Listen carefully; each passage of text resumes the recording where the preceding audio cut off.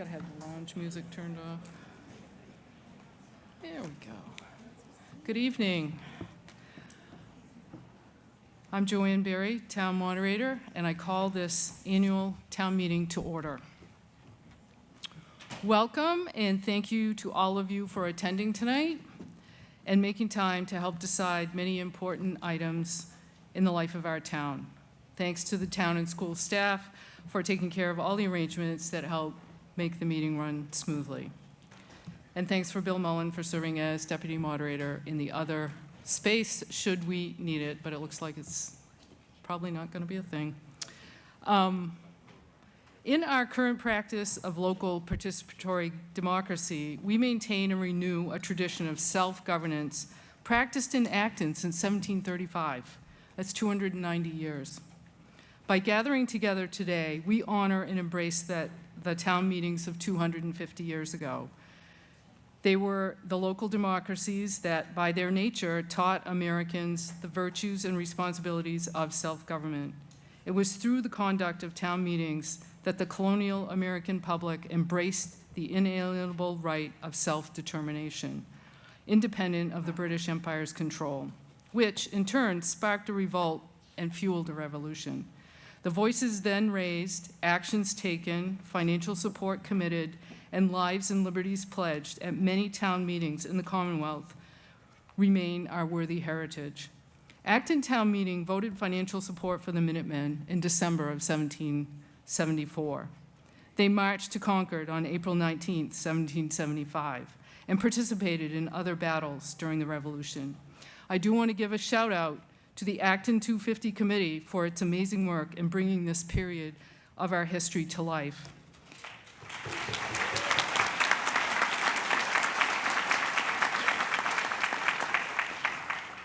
There are new and updated monuments to the Minutemen, recordings of talks, there were the live talks, but now there are the recordings, on various topics related to the lead up to the Revolution, and events commemorating the people and their actions. If you haven't already done so, please check out the series of videos on YouTube and more on Acton 250's website and on Massachusetts 250's website. So how many people here tonight are first-time attenders? Ooh, a bunch. Okay, great. Thank you for coming. If town meeting isn't something your parents brought you to or you grew up going to, it might seem a little unwieldy. So I will do my best to explain what is happening as we go along. Even if this is not your favorite thing, thank you for joining your fellow Actonians in this practice of democracy. Every item on this agenda is something that people care about. Town meeting is the opportunity to speak and listen, though not without boundaries, and then to consider the options and vote. The items before you represent hundreds of hours of volunteer and staff effort over the past year or years. The appointed and elected town committees and boards are volunteers, aside from the princely sums that we all get. Many boards and committees are looking for members, and all welcome input from residents. See the back of the warrant or the town website for more information on how to join a committee or board that matches your interests and skills. Tonight, the town executive branch, the select board, is bringing its agenda to you, the legislature. You are the legislature for approval. Each article has been the subject of public meetings, presentations, and discussions over the past year, with adjustments made along the way based on your input through email and participation in person or over Zoom at board and committee meetings. Presentations on many articles have been available on ActonTV for more than a week for your review. A huge thanks to ActonTV for facilitating and to the presenters for using this method to help voters learn about the articles. We will conduct the town's business by discussing ideas, not people. I hope you can assume we are all here with good intent and can disagree without being disagreeable. We are neighbors and will continue to be neighbors after this meeting, and I encourage you to speak with kindness and respect. We'll have two sessions to complete the warrant or agenda. Tonight, we'll start off with Article 1. We'll do the consent agenda, which I will explain when we get to that part, in Articles 4 through 10. which cover the town operating and capital budgets, the Acton-Boxborough Regional School District Assessment, the Minuteman Regional School District Assessment, and Community Preservation Act funding.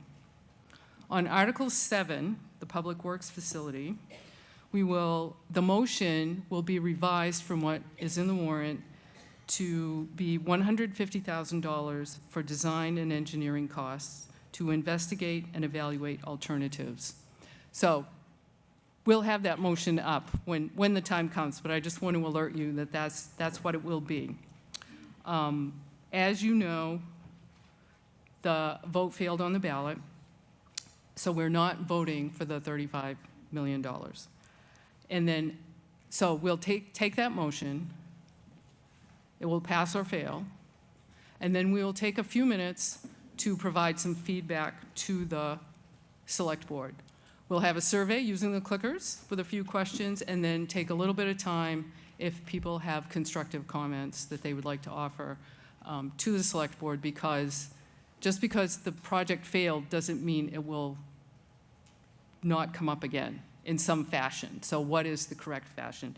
And I would just like to remind people that any major project here in town took more than one try to get through the vote and town meeting. That includes any of the schools, public safety building, fire station, library, and Kelly's Corner, just for things that you all know about. So those took multiple tries. So it's not like, doesn't mean just because the vote failed this time that the idea of that project is going to go away. It isn't. So let's be constructive when we get to that part.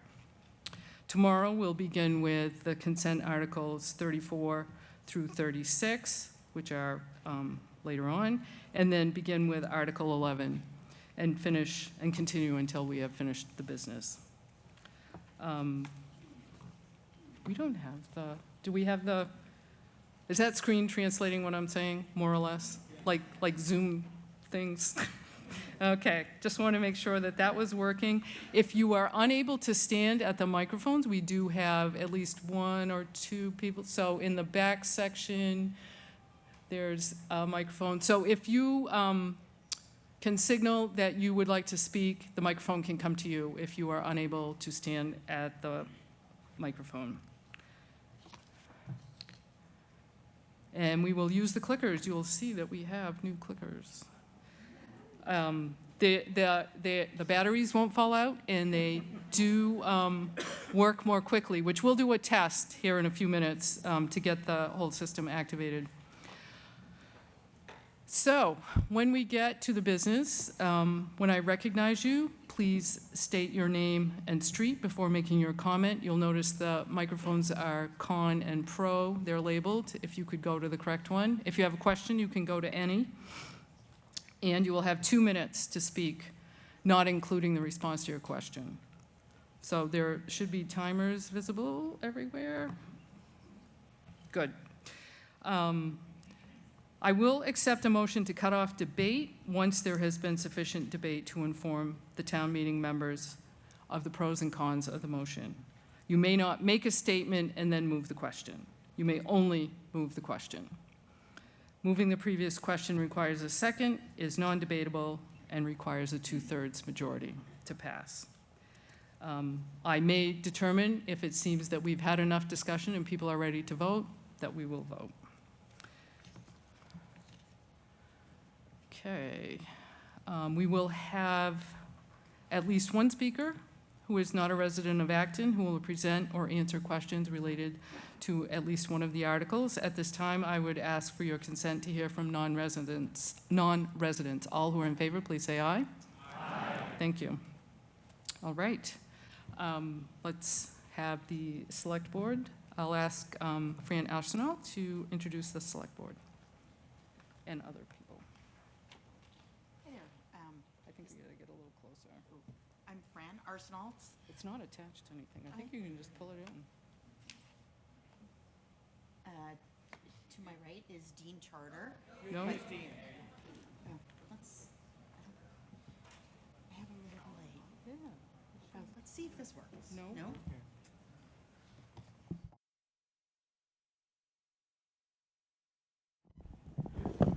Hello. Oh, yes.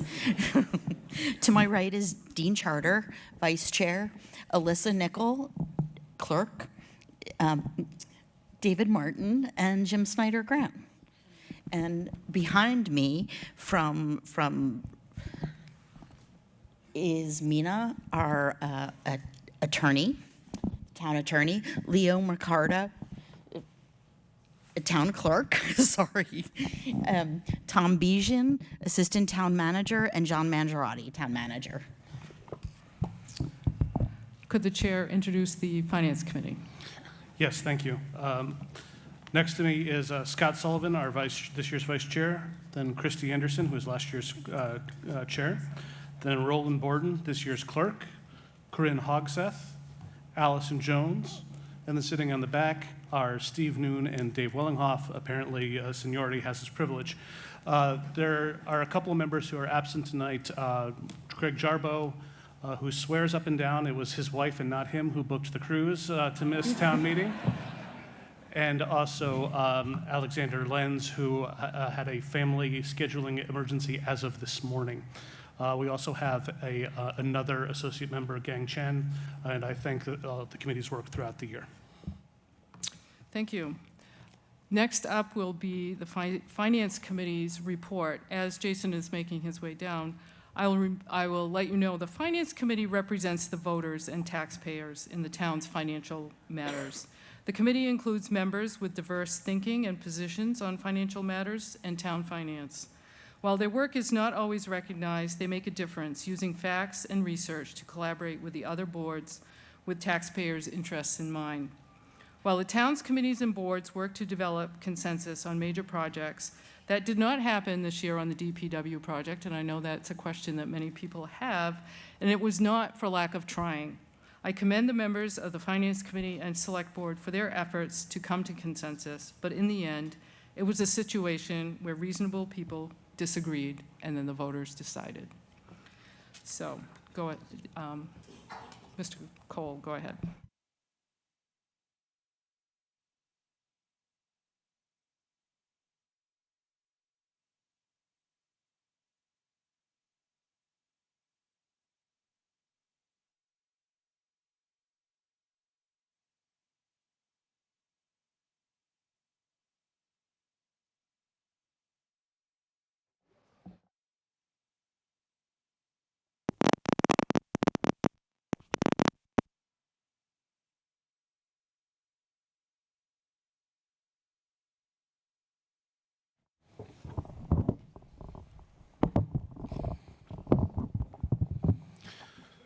Thank you, Madam Moderator. It is indeed a privilege and honor to speak to town meeting. Just a couple of days ago, the town manager forwarded the Finance Committee news that the Acton's AAA bond rating has been reaffirmed. Ensuring that borrowing costs will be as advantageous as possible, this recognition is a clear sign of Acton's strong financial health. It is a credit to all the department heads in both the town and school administrations, as well as the Select Board and the Acton-Boxborough Regional School Committee, that this rating has been continued. Most importantly, credit must be given to our entire community for funding the initiatives and services that we've requested. That said, the future is not guaranteed to always be so bright. Last year's operating override passed by an uncomfortably thin margin. We are right at the 3% reserve floor that both the Finance Committee and Standard & Poor's recommends. Finally, we are not in agreement about what our future holds. It is important to state that the Acton Leadership Group did not reach consensus this year for the first time ever. There were two areas of irreconcilable disagreement. The first was the DPW building project, and the second was the forecast. The Finance Committee agrees with the results of ballot question 1 and looks forward to a greatly reduced scope that meets immediate needs. The forecast is also very important and should not be minimized as merely a future concern. The FinCom point of view this year asks for all taxing entities to stay within the confines of Prop 2.5, meaning keep operating budgets to no more than 3%. In an interesting divergence, the school budget came in just a hair over 3% for the coming year. But during ALG conversations, the school committee stated that they could not continue to meet that restriction going forward. Conversely, the municipal budget came in at 4.5%, stating that this year they could not possibly meet the 3% target, but that future years could revert to 3.75% in 2 years' time. Having a credible forecast is paramount for making good decisions. The vast majority of our expenditures and salaries are benefits. Taking current staffing levels and using the negotiated cost of living adjustments, steps and lanes, and historical OPEB and health insurance costs, a reasonable forecast can and should be made. It is understandable that in a period of inflation above 3%, trying to stay within the confines of Prop 2.5 becomes increasingly difficult, if not practically impossible. The reality of that equation is that eventually either an operating override, a reduction in services, or honestly, most likely, a combination of both will be required. The Finance Committee is tasked with long-range financial planning. Our look at the forecast shows that without a course correction, we are highly likely to need another operating override in FY28, and all but guaranteed to need another operating override by FY30. Course correction is doing a lot of work in that previous sentence. The ABRSC has reduced staff in each of the last 4 fiscal years. They've gone through the Elementary Budget Task Force and have initiated another consultant review to see where savings can be found without having services fall below levels that they deem acceptable. The Finance Committee has held listening sessions this year to hear directly from the public, and the message was received clearly that taxpayer capacity is running thin. The municipal administration has stated that they have delayed hiring and deferred projects to keep taxes down while still providing the services that the citizens have demanded. We as a community will have to decide how to move forward. Now for the paragraph my wife doesn't like. Consider the consequences of driving down the road and coming across a road sign that says, "Bridge out ahead." Do you start to hit the brakes even if you can't see the cliff? Do you gamble that you can power through to the other side if you just keep up your speed?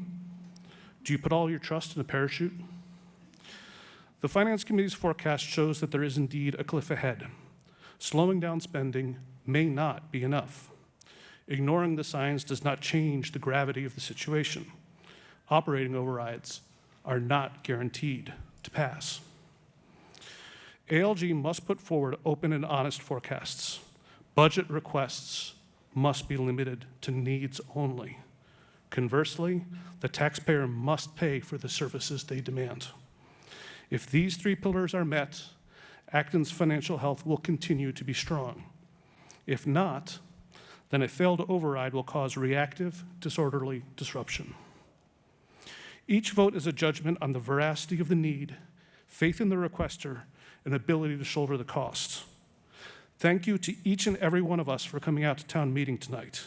May our collective judgment result in many more years of continued success for the residents of Acton.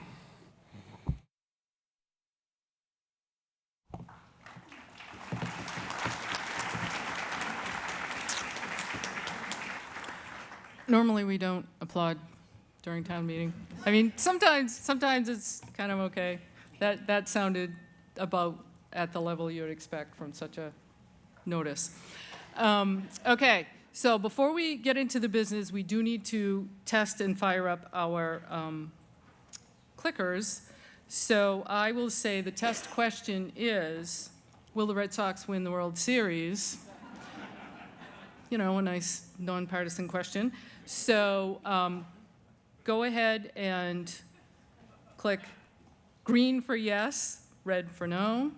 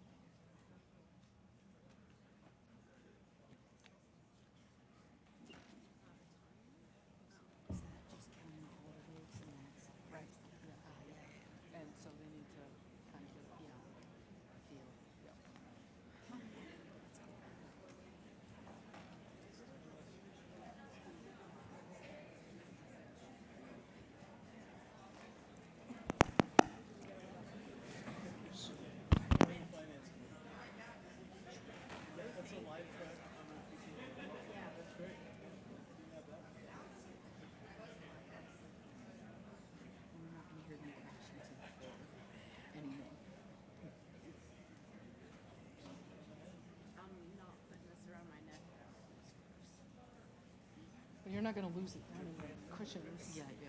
Somebody touched it. I'm more apt to take it home if I put it on my neck. Well, we'll have the buckets. I mean, Yeah. people standing there with buckets.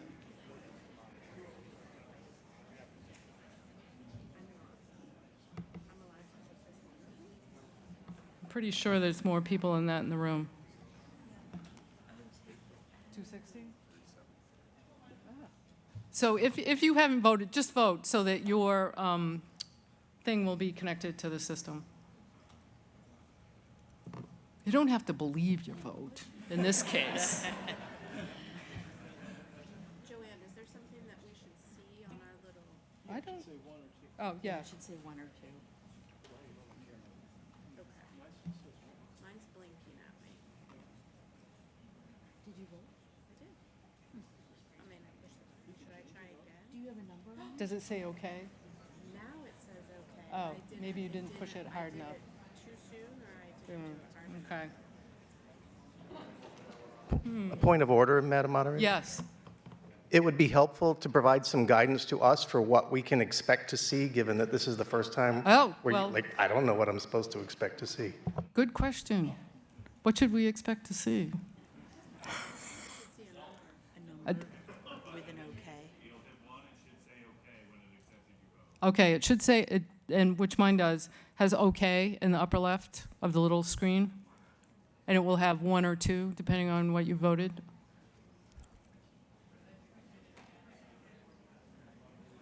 And then can I change my mind? And if you, I think if you change it, it will go to the last thing that you, yeah.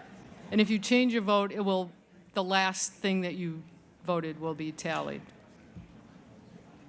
Okay, we're getting there.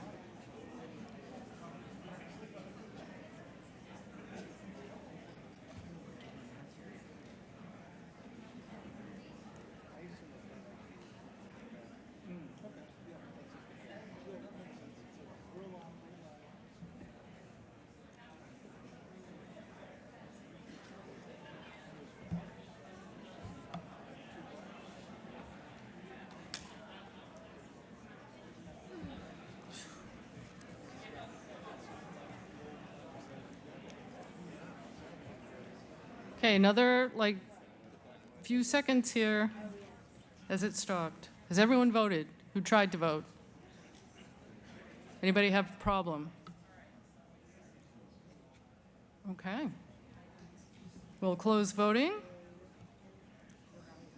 and see that we are not springtime optimists in this town. Okay, thank you. So now, the next time when we vote, it should be able to go a little more quickly. Okay. Article 1, choose town officers, requires a majority vote. Ms. Arsenault moves the town fix the compensation for elected officers as shown in the article.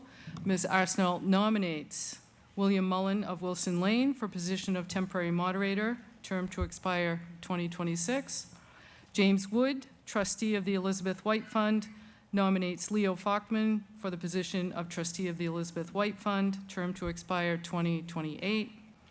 Brent Carter, trustee of the Acton Firefighters Relief Fund, nominates Robert Vanderhoof for the position of trustee of the Acton Firefighters Relief Fund, term to expire 2028.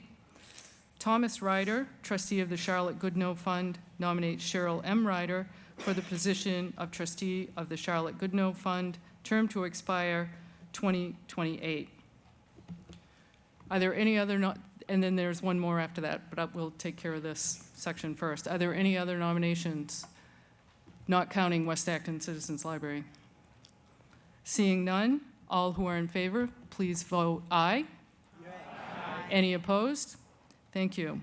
Now, there are more than one person, multiple people who wish to be selected as trustee of the West Acton Citizens Library. I will now accept nominations, or at least I think there are. Go ahead, microphone 2. Miriam Lezak, High Street, and I am an Acton Memorial Library trustee. I would like to nominate Monica Biswas for West Acton Citizens Library trustee, and I very much look forward to working with her in the future. Thank you. Thank you. At microphone 4. Is this a nomination? This is Tara Fisher from up on Mass Ave, and the Friends of Citizen Library discussed at length about who to nominate, and when we saw that Monica was on with her background in diversity and inclusion, we decided not to run anybody, so I just want to congratulate Monica, and I look forward to working with her too. Thank you. Any other nominations? Seeing none, all... Nomination seconded? I'll second that. Oh, thank you. Yes, nomination has been moved and seconded that Monica Biswas be elected as trustee of the West Acton Citizens Library. All who are in favor, please say aye. Aye. Any opposed? Thank you.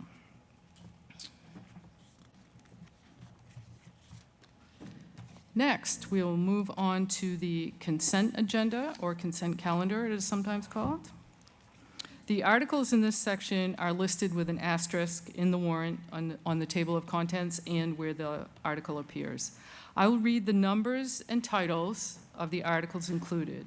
If 2 or more voters object to being included in the consent agenda, they may call out hold. This may be because there's a question or a voter feels that discussion and debate is warranted. The article will be removed from the consent agenda. Consent agenda means we vote a bunch of articles together without further discussion. Once any articles have been held, I will call for the vote on the remaining articles, and if we have to return to any of those, we will do that right away. So here is the list. Article 14, authorize collective bargaining agreement with fire department personnel.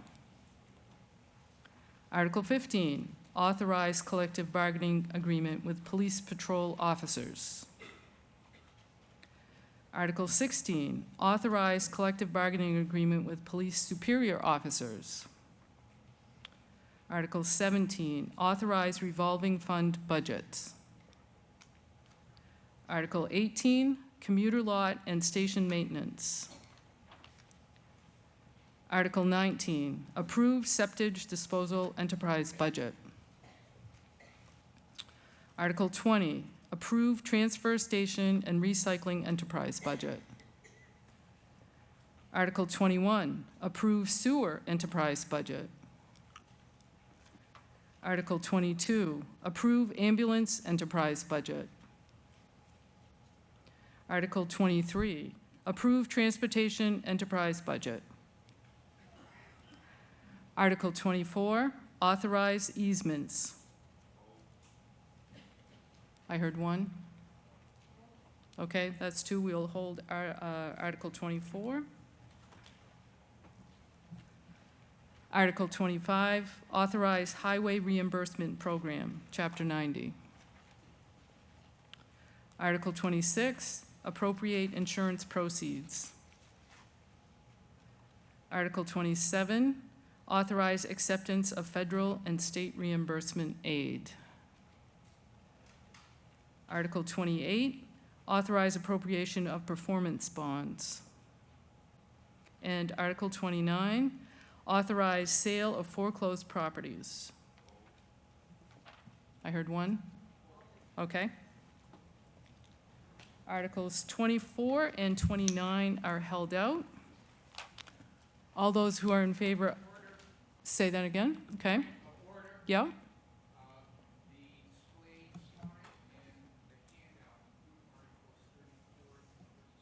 We will, yes, we will do those tomorrow.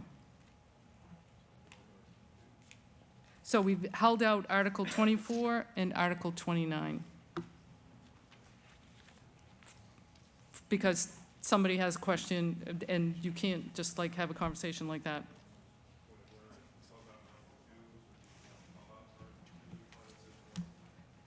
Oh, quite correct. Article 2 should be included. Receive and accept reports. Okay, thank you. Yes. No, we will actually vote on Article 3 on its own and have presentation and stuff. This bunch of articles that I've just listed out, we will vote on without further discussion and then go back to Article 24. Okay, all who are in favor of those articles excluding Article 24 and Article 29, please say aye. Aye. Any who are opposed, please say nay. Thank you. So now we will, whoever called out Article 24, please rise with your question or comment.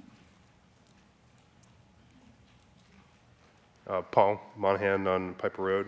I guess I was, in reading through this, I was curious, you're voting to authorize the select board to do this, and I was wondering who does this currently, to understand if there is going to be a change into who's authorizing some of these easements. Thank you. David. Thank you. It's usually the select board who does it, but it has to be redone every year. Any further question or comments on Article 24? Yes, Chair again.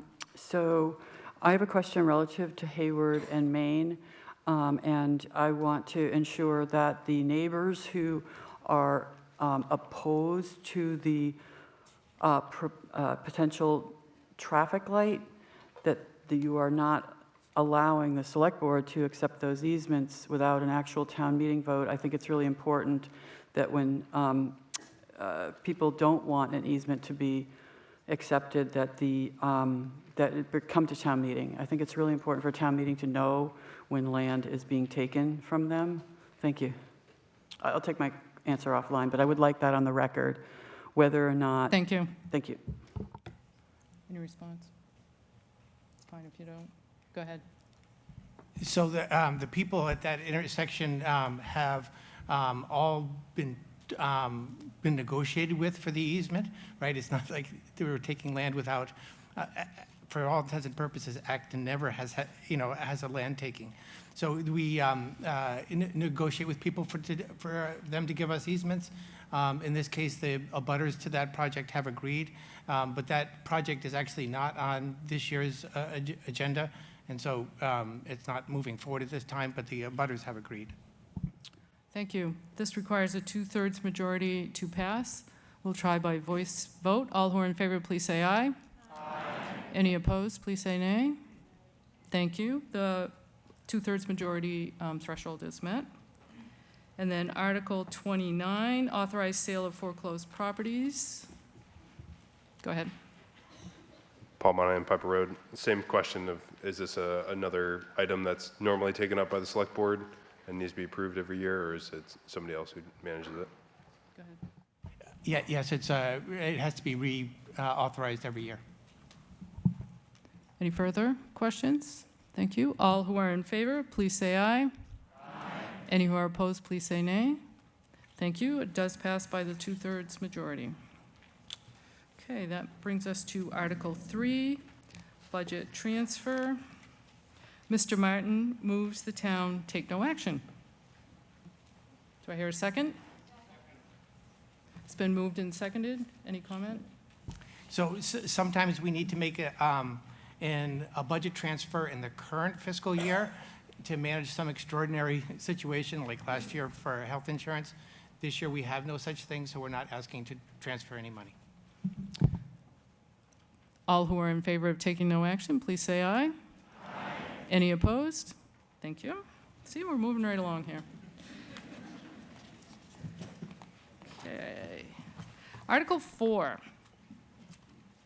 appropriations for municipal operating budget. There are 2 motions and 2 parts to this. We will present and discuss them together and then take a separate vote at the end.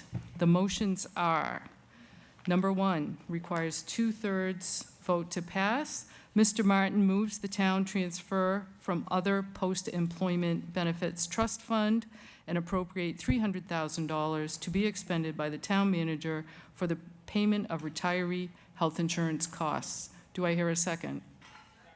Thank you. Motion number 2 requires a majority vote to pass. Mr. Martin moves that the town appropriate $40,510,464 to be expended by the town manager to fund the remainder of the fiscal year 2026 municipal budget and to meet such appropriation, raise $40,460,464 from general revenues and transfer $50,000 from cemetery trust funds for cemetery use, and further, that the town authorize the town manager to lease on such terms and conditions as he may determine vehicles and equipment for a period not to exceed 5 years, and to sell, trade, or otherwise dispose of vehicles and equipment being replaced, and to expend any proceeds so received. Do I hear a second? Thank you. Mr. Martin. Hello, and thank you for your interest in Acton's town meeting and for taking the time to come out this evening. I'm David Martin from the Select Board, here to present the town's proposed operating budget for fiscal year 2026, which begins on July 1st. The moderator noted at the beginning of the meeting that we've been doing this since 1735. I've actually looked at some of the minutes from those old meetings and noted that the appropriations were in pounds, shilling, and pence. As I was preparing this presentation, I was very glad to be able to do it using decimal money.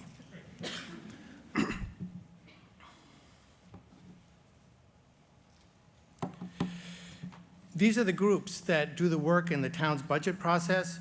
Each has a role, but we all work together to come up with a proposal for town meeting.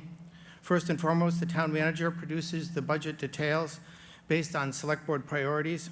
This is a long process, beginning 6 months before town meeting. ALG is composed of representatives from the select board, finance committee, and school committee, plus associated staff. ALG proposes how to apportion revenue between the town and the schools. FinCom reviews departmental budgets and capital plans in details and brings their recommendations to town meeting. And the select board brings warrant articles forward to town meeting to consider for appropriation.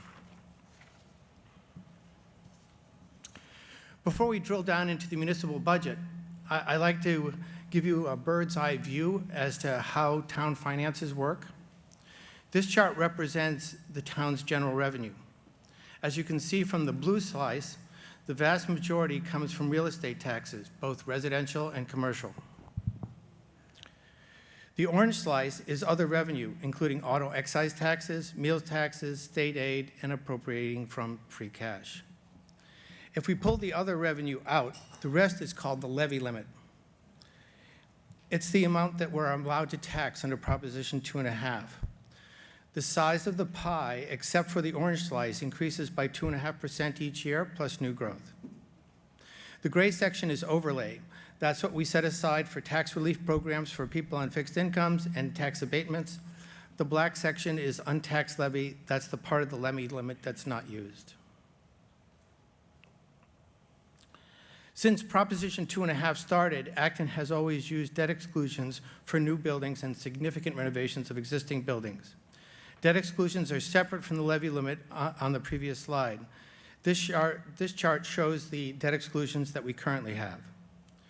These are added to the blue slice on the previous chart to determine each year's total tax levy, also called the net levy.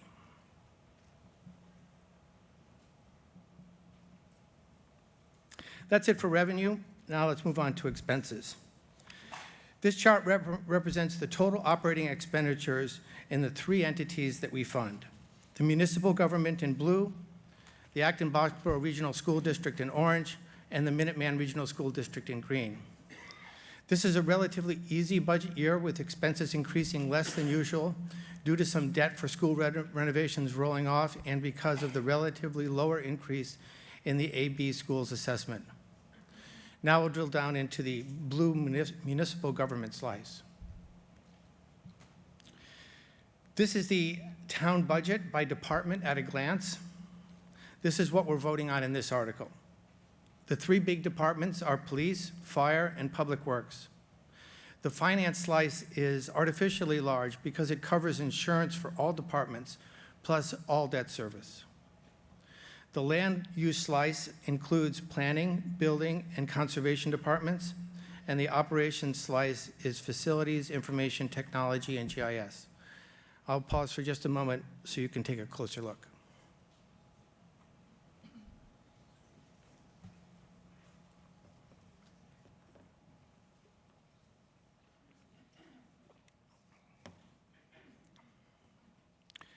Health insurance and pension costs are up significantly again this year. This pushes the overall budget up and squeezes everything else. In order to smooth the transition after the override last year, the town postponed a number of projects until this year. This year, we're making investments in the library, the public safety facilities, town hall, sidewalks, road safety, public safety vehicles and gear, stormwater, bridges and culverts, etc. More about those things in Articles 5 and 6.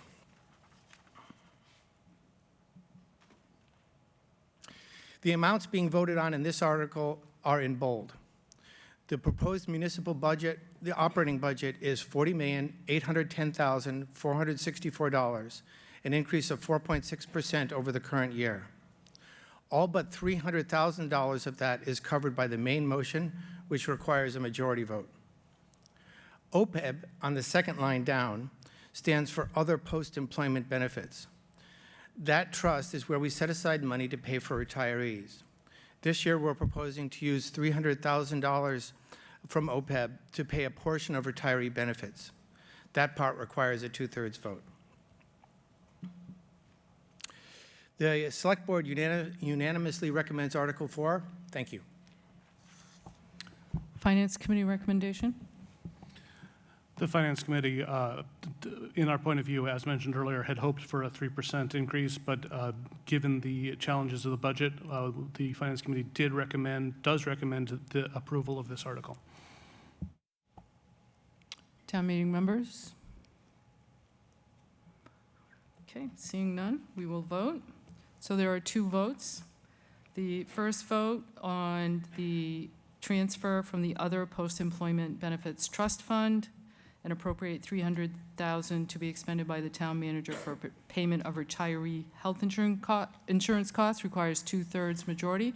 Let's try by voice vote. All who are in favor, please say aye. Aye. Any who are opposed? That clearly passes the 2/3 majority. And the second motion, the majority vote to appropriate the $40,510,464. All who are in favor, please say aye. Aye. Any who are opposed? Thank you. The majority prevails. Thank you. Thank you. Article 5.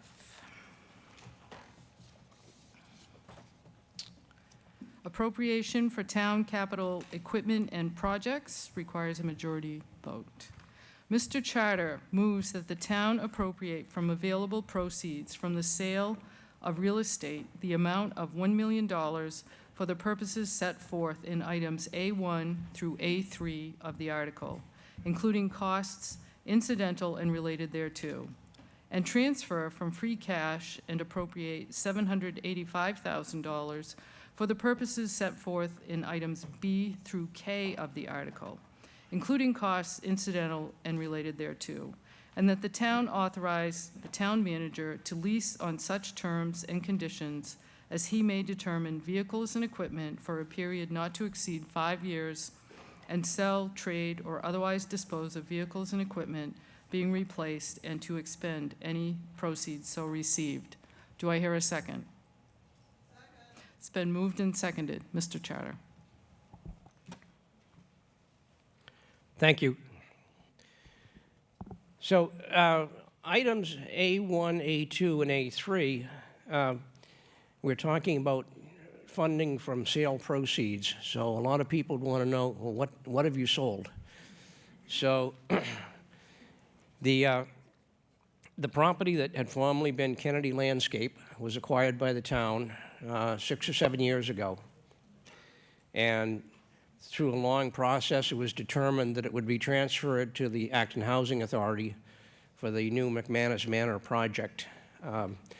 Actually, the groundbreaking for that project was today. And in return, the Acton Housing Authority reimbursed the town by $1 million. So that's the sale that we're going to now take that money and put it into other projects. So the first one, A1, public safety facility improvements. And you look at the public safety building and figure, well, it's brand new. Well, no, it's not brand new anymore. It's well over 20 years old.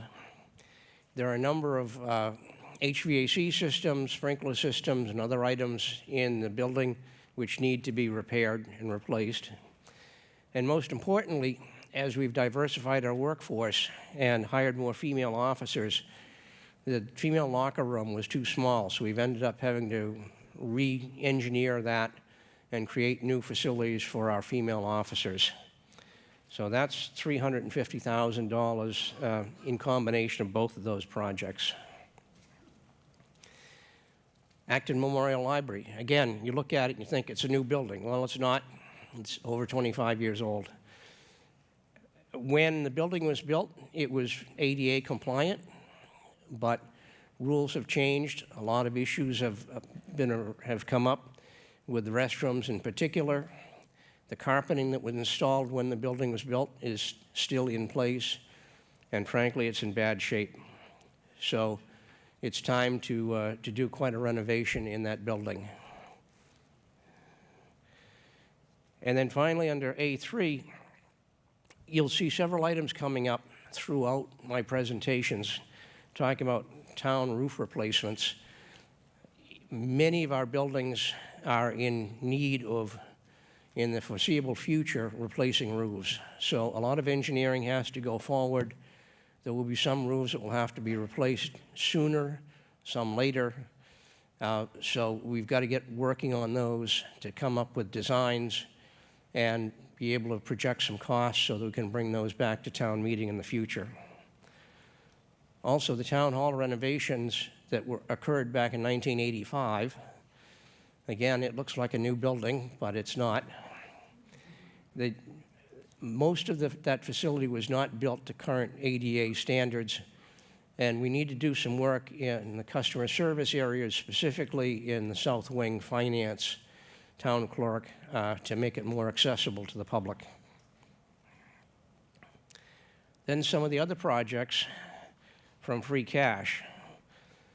Police department cruiser replacements. So as you've probably seen, we've replaced almost our entire fleet with hybrid vehicles. And by using that, we've cut down considerably on the amount of fuel being used, just because of the nature of how these cruisers end up spending a lot of time parked, idling, but they still have to stay alive with the batteries as far as air conditioning, keeping the radios going, and that sort of thing. So this will be to continue the process and replace 3 vehicles with 3 new hybrid police cruisers. Item C, fire department command vehicle. This gets very heavy use. It gets transferred on each shift from one shift commander to the next. An expensive vehicle. It's $100,000. It's basically a very beefed up pickup truck with a full assortment of equipment on board. This needs to be replaced. The existing one will be cycled downward and used as a backup vehicle and for other less essential purposes. Item D, traffic calming. This has nothing to do with putting in traffic signals. This is using physical constraints to attempt to calm traffic, slow traffic down, and provide enhanced pedestrian safety. Things like speed humps, speed lumps, the whole host of items that you see going in just to make our streets a lot safer for pedestrians and bicyclists and automobile drivers. Fire department turnout gear. The existing turnout gear was very expensive. It's almost $5,000 per firefighter to fully equip them. Because obviously the turnout gear has to be fire retardant, over the years what's happened is that the fire department equipment all has PFAS in it. And there's a move away from using PFAS because you're exposing our first responders directly to that equipment. So this will start to swap out some of that equipment. Right now, there is no such equipment available, but there will be within the coming fiscal year. So since if we'll have the money in hand, we'll be able to start replacing that equipment as soon as proper equipment comes on the market. Environmental cancer is a major killer of our firefighters. Handheld radios. Communications at a fire scene or a medical scene is critical. So this would be replacing some of the existing handheld radios, $60,000 for that. Again, roof designs. Here's one in particular for those of you who go up to Narrow Park. This is the bathhouse. It's a cedar shake roof. Again, it's 25 to 30 years old. It's getting to be pretty tired. It needs to be replaced. So again, we'll be using these funds to be able to start doing some designs and figuring out what exactly is the best new roof for that and for other facilities. This item H is indeed about a traffic signal, but it's only to upgrade the electronics in the existing signal at the intersection of School Street and Main Street. They've had some real problems with keeping that equipment going. It's caused some unnatural delays on both Main Street and School Street. So it'll be just upgrading the existing traffic signal. Item I. So back in previous years, there was a citizen's petition brought forward to provide some kind of a program for low-income citizens to be able to get cheaper access into the transfer and recycling center. So we've calculated $10,000 would do that, buy down the cost of those stickers, be a program administered by Community Resources and Public Works. So $10,000 for that. And then finally, $30,000 for daycare subsidies. This was something that came forward during the pandemic. It's very popular. Cost of daycare is very high in this area, so this is a good way to try to keep that program going on a very scaled-back version. Finally, fireworks. The fireworks that will be coming up in July have already been paid for. These will be the fireworks that we need to pay for in advance for 26, which will be the 250th anniversary of the signing of the Declaration of Independence. Vegetation Management Program. The state regulations require a VMP for all towns to maintain vegetation within their rights-of-way. It requires a great deal of research, mapping, proper engineering so we know exactly where we are. The point behind the state regulations is to minimize the amount of pesticides and herbicides that are used within rights-of-way. And rights-of-way include not only highways, but also the rail trails, which are pretty significant in this town now, and to a certain extent, even some of the trails within the conservation lands. So there's a variety of techniques that can be used. We need to incorporate this. It's a 5-year plan, and then each year there'll be an update that'll be provided. That's it. I'm happy to take any questions. Thank you. Finance Committee recommendation? Madam Moderator, point of order. We thought this was going to be held as a consent article because there are 2 subsections that we have a different response to. Okay, so can you still do that? We got to hold on A2 and I, if that's okay. So you have separate comments on A2 and I? And the article overall. The article overall is simple. Madam Moderator, we recommend the other components. Okay. Did people understand that? The Finance Committee recommends everything except A2 and I, and we'll take comments on that in a minute. I see a speaker at microphone 3. Tina Stovall, Acorn Park Drive. And we have some slides for Article 5A2. Please. Point of order. Yes? Aren't we waiting on A2? Well, first we'll see what the comments are from the public. We'll go back to the Finance Committee in a moment. And if something is amended out, we will take that separately. Tina Stovall, Acorn Park Drive. I'm Vice President of the Memorial Library Board of Trustees. Since the library was last renovated in the late 90s, people's use of our space has really increased. Each month, Memorial Library welcomes about 15,000 visitors of all ages who come to play, learn, collaborate, create, and of course, read. As a town department, the library is expected to request funds from the town. We are requesting funds now to renovate the dilapidated and non-ADA compliant downstairs bathrooms and to give us a start on replacing the 26-year-old carpet. Right now, there isn't space in the women's restroom for a standard wheelchair to turn around. On the next slide, you'll see that the backsplash is no longer attached to the wall and both sinks are obstructed. 2 adults can't use those 2 sinks at the same time. The doors are not automated, and the safety of an infant, on the next slide, in the men's room, having its diaper changed, is at risk because the stall door will bang the changing table. And then we have the issue of the urinal, which is an inch too high for ADA compliance, which may not seem like a big deal to you, but to the little ones who are independently using that restroom for the first time, and for the custodial staff who have to clean up after him, it's a really big inch. Next, we need to talk about the carpet, which we do clean yearly, but the spots have turned into stains. And, you know, at 26 years old, we've stretched its life as long as we possibly can.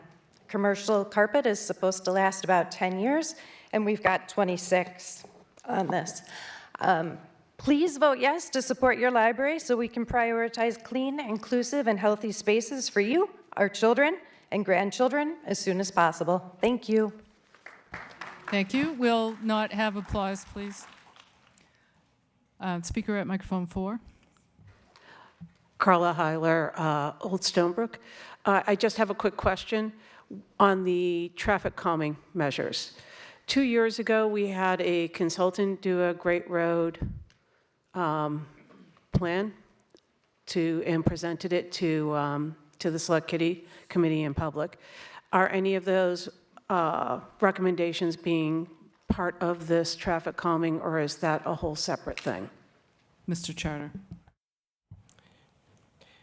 So what you're referring to is the Great Road projects. Most of those are being incorporated in a state plan. So this will be primarily projects on some of the local roads. Okay, just to add to the question for a second, especially with the new auto dealership going in, are there plans to do traffic calming around that area? Is that part of this plan or not? So Nagog Park Drive and those parking lots are all privately owned. So no public funds can be used to make any improvements on those pieces of property. What I'm referring to is like the crossing from when you come down the hill, and there's going to be the car dealership now with more traffic and people trying to cross that road. Is that part of traffic calming? There was talk at one point of putting in like a roundabout or something, and just trying to figure out what the traffic calming measures include. So any work that's done within Route 2A is a state project, and Nagog Park Drive is a privately owned roadway. Even though it looks like a town road, it's all privately owned. There is no town authority on that road or the parking lot. Thank you. Speaker at microphone 3. Please hit the button so the red light, there you go. Phoebe Gonan, Nagog Hill Road. I just have a question on A3, the roof replacement. So it's just designing for the roof replacement, not actually paying for the roof replacement. And how is the $300,000 being apportioned between the roof design and the interior improvements at the town hall? Mr. Charter. That is a level of detail that I would have to refer to the town manager. Mr. Manager. Whoops.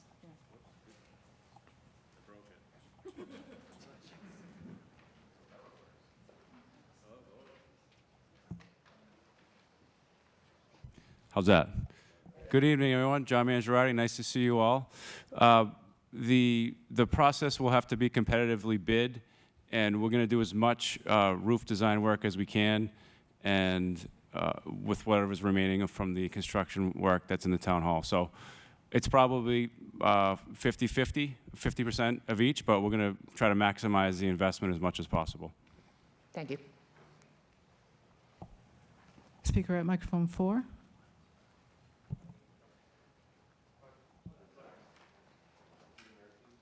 Try it again. Oh, whoops, you had it for a second. Okay, sorry. Peter Murphy, Faulkner Hill Road. I just had a question on letter H, South Acton traffic signal replacement. I pass through the intersection of Main and School Street a few times a day, and I was just wondering if you could elaborate on exactly what the problems or the slowdowns were with the lights. Thank you. My understanding is that that particular light is activated with optical signaling, and that problem right there, I'm not sure whether it is a problem with the receiver that's on the signal arm or whether it's something in the black box at the base of it. But that's a combination. We do have the town manager available, and he's got staff that could probably give you a more definitive answer on that. Thank you. Could we hear from the Finance Committee regarding your responses to A2 and letter I? Yes, thank you. Thank you, Madam Moderator. With regards to A2, we're not in disagreement that the upgrades are warranted. Our concerns are about the overall larger projects to renovate the library. We have two concerns. In particular, we would hate to see the work done now, only to have to get ripped up again because there's a larger plan. There's already been polling in the field about what other larger plan they're going to do. We would hate for that work to become then wasted because only 2 or 3 years later they're doing a larger project. And the second thing is, conversely, we would hate to see this be a case of getting a foot in the door. Okay, so we've approved the bathrooms and the carpet because they're such obviously good things to do. We would hate for that to be seen as an implicit support for a larger multi-million-dollar renovation of the library before it comes back before the voters to be voted on. So this is more of a process problem, and we apologize for that, but we would hate for either of those things to occur. And then with regard to section I, Madam Moderator, we had looked into trying to get the child care subsidy cleaved off separately from the transportation funding for the specific reason that just on general principle, we hate the concept of a project that is started with one-time funds such as ARPA that then magically becomes part of an ongoing budget responsibility. And we do not like to see that type of thing occur. So those are our problems with A2 and I. Thank you. Thank you. Speaker at microphone 2. Let's try it again. The red light should come on. Okay. There you go. Ian Watkins, Strawberry Hill Road. This is as much an observation as anything else about the fireworks and the previous execution of the previous firework events. When we went there, a lot of the people that we met weren't actually from Acton. They were from surrounding communities that said that they were there because their townships did not fund firework events. We personally had the experience of we parked in the designated area for parking, and it took us 2 hours until July the 5th, or whatever it was, to actually get out of that parking area. And we remarked at the time quite how much police officer overtime must have been going into that, because for them it was an absolute nightmare of traffic direction and redirection.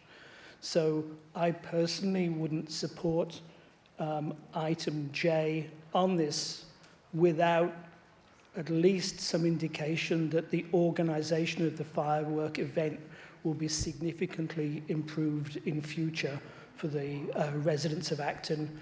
And my comments are nothing to do with the fact that I was born in England. Thank you. Speaker at microphone 3. Ann Chang, South Acton Swamps. I hate to disagree with the Finance Committee, but the redesign portions of the library have never included the bathrooms. The bathrooms are something that is beyond the capability of the redesign committee and has been something that has been a problem for quite a while, and it's not HDA compliant, as you can see, and it's rusting and it needs work. So you will not be wasting funds because it's not covered under any sort of redesign. And the trustees do not expect to come back to the town for redesign funds. We hope to do other kinds of fundraising to do that. Thank you. Next speaker at microphone 3. Jared Rice, Birch Ridge Road. I wanted to ask for a little clarification. Is the Finance Committee recommending we vote against A2 and I in their current form, or that we amend and cleave them off and discuss them separately? Mr. Cole. We recommend against Section A2, but we did not end up taking a final vote on because we never were able to cleave the two subcomponents apart. So we're not actually asking for a different vote on I. Okay. We just wanted to bring it to everyone's attention. Given the concern about, I guess, scope creep or the voting yes on A2 authorizing things, if we were to vote yes and authorize A2, that doesn't authorize the expenditure for any extra building. You'd have to come back for a renovation or something along those lines, like a larger project. Is that correct? My understanding is yes, they would have to come back for a wider vote for new monies. Okay. We just would hate for it to be seen as a foot in the door of you've already spent money on this, therefore please just follow on. We would hate to see that argument. Sure, but they still have to ask permission, though. Okay. All right. Thank you. I'll take the speaker near microphone 4 with the hand held. Hi, Marion Maxwell, Lawsbrook Road. My question on the fireworks is, now that what are those things that fly? Yeah, you know what I mean. I think the prices have come down on those because they're so popular now. Have you considered using those things instead of fireworks, which would be a lot less noisy, and I wonder what the price difference would be. Is that something you can respond to? Yes, Mr. Chatter, go ahead. I had a hard time hearing you, but I think you were referring to use of drones instead of fireworks. Okay. I know in the past there's been interest on the select board to do that, and we've asked the town manager to look into that. And what I do know is that they are dramatically much more expensive. So for at least a short term, I don't think that's a possibility. The other thing that I did note is a few months ago, there was a drone show that somebody apparently hacked into, and we had people getting hit by drones. So that's not necessarily a panacea, but certainly your question has been something that's been asked for at least the past 2 or 3 years by the select board, and we continue to look into that as a possibility long term. Thank you. Speaker at microphone 3. Yes, Judith Ehrenstein, 3 Gregory Lane, Acton. My question is also regarding fireworks. I did go to the drone show that was in Concord recently, and it was one and done kind of situation. But there are also laser shows. And I guess my question is, what's the process if we want to move forward with something different besides fireworks? I know that next year the money's already paid for. So for the following year, what's the process?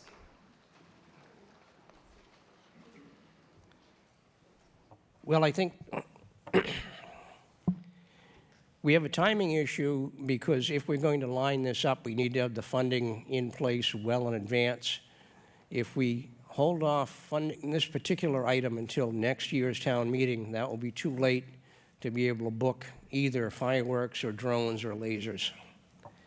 So what I'd suggest is that if it so pleases the town meeting, vote the appropriation, and then certainly get a letter writing campaign going to the select board. The select board will be holding a goal-setting meeting in June, and we'll have proper time at that point to be able to, look more deeply into those possibilities. Thank you. Speaker at microphone 4. Yeah, Nichand Ashar, Wincliffe Drive. What was the reason for putting together childcare and transfer station on the same line? One is ARPA-funded one-time funds, and this is a completely illogical pairing of two items. It almost seems like, if I have to be my cynical side, you're trying to smuggle in something using childcare against something else so that they go as a package deal. Maybe there's an innocent explanation, but I'd like to hear what it is. Mr. Charter. Well, I think part of the rationale behind it was that since both of these are fairly small appropriations, to bulk them all together into one item, I think there's some rationale behind that. Certainly, the town manager might be able to elaborate a bit more on how he prepared this item.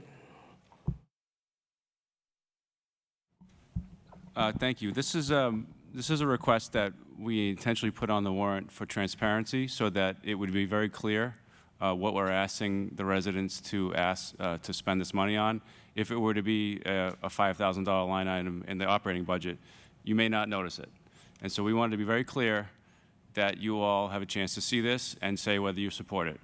And that's why it's here. Thank you. There is someone with the handheld mic toward the back. Yep, go ahead. No, I'm sorry, Tara. This lady. She's speaking. Yeah. Lisa Franklin, speaking for the Acton Commission on Disabilities. We strongly support the renovation of the library. A bathroom may not seem like a big deal, but if you're going to go into the library and do a lot of really hard work over many hours, you are going to need to take a break. Andrew Carnegie claimed that he was a self-taught man and that he learned everything that he needed to be successful by borrowing books from a wealthier friend. And that's why he supported public libraries. People with disabilities should have the same access and opportunity to self-education and improvement as anybody else in this town.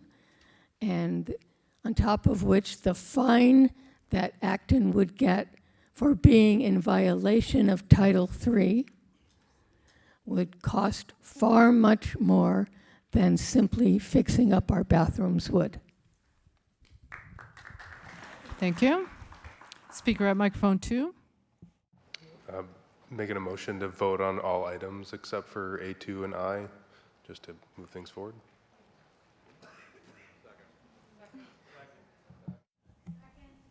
So there's a motion and been seconded to vote on all the items except A, 2, and I.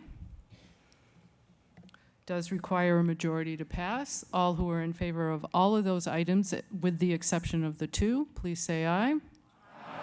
Any who are opposed? Clearly passes. Now, A2, Acton Memorial Library interior improvements. Are there any further comments on that? At microphone 4, is that your comment? Yeah, I was going to speak on that and the child care subsidy. Okay, go ahead. I was not in favor of the renovations to the bathroom until I heard Lisa speak, and now I am. So and I want to just say that when Lisa talks about hard work with people with mobility issues, just getting there is hard work. So, and the child care subsidy is such a tiny amount compared to what's needed out there, and I hope people vote for that. Yes, it started at ARPA, but, you know, you look at, you go to the housing production plan, for example, and you see that, you know, how many people are housing insecure, you know, barely living on the edge. You can't, you know, even if they have $100 extra something that month is a crisis for their family. It's a tiny little amount, and I hope that you vote for it. Thank you. Thank you. We will, okay, I'm seeing another speaker at microphone 4. Go ahead. Alex for Clean Wayside Lane. Just wanna, it was also presented in the slideshow, but as a dad of a young kid, want to emphasize the point that those bathrooms are terrible with an infant, and there are parents with young kids right now. So yeah, please support. Thank you. We'll take each item separately. I see no other speakers. All who are in favor of item A2, Acton Memorial Library interior improvements, please say aye. Aye. Any who are opposed? Clearly passes. Thank you. Item I, Child Care and Transfer Station Subsidy. All who are in favor, please say aye. Aye. Any who are opposed, please say nay. Thank you. That does clearly pass by the majority needed.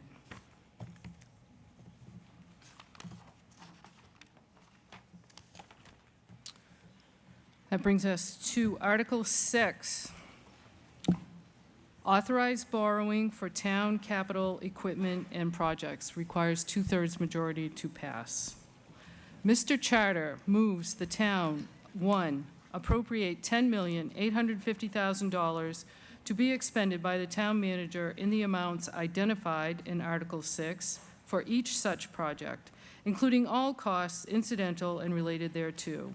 And to meet this appropriation, the treasurer, with the approval of the Select Board, is authorized to borrow $10,850,000 pursuant to Massachusetts General Laws, Chapter 44, Sections 7 and 8, or pursuant to any other enabling authority, and to issue bonds or notes of the town therefore. 2, appropriate and transfer from free cash $603,909 for the payment of debt service and underwriting costs on the borrowings for A, B, C, D, and E identified in Article 6.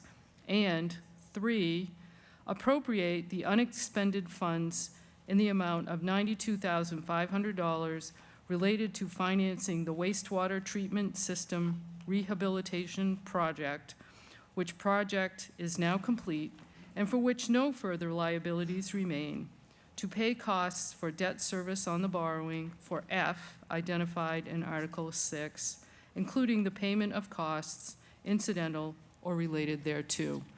Do I hear a second? It's been moved and seconded. Mr. Charter. Thank you. So, as we had in the previous article, we have a shopping list of projects to consider. The difference here being that it's requiring borrowing, so we'll need a 2/3 majority vote rather than the simple majority that we had in the previous one. Town Hall HVAC, complete streets, fire engine replacement, stormwater program, public safety radio system, and an equalization tank for the wastewater treatment plant. Let's start out with the first one, Town Hall HVAC replacement. Many of the existing, almost all of the existing systems in that building are just the same as they were in 1985 when the building was renovated. Over the years, it's become less and less efficient.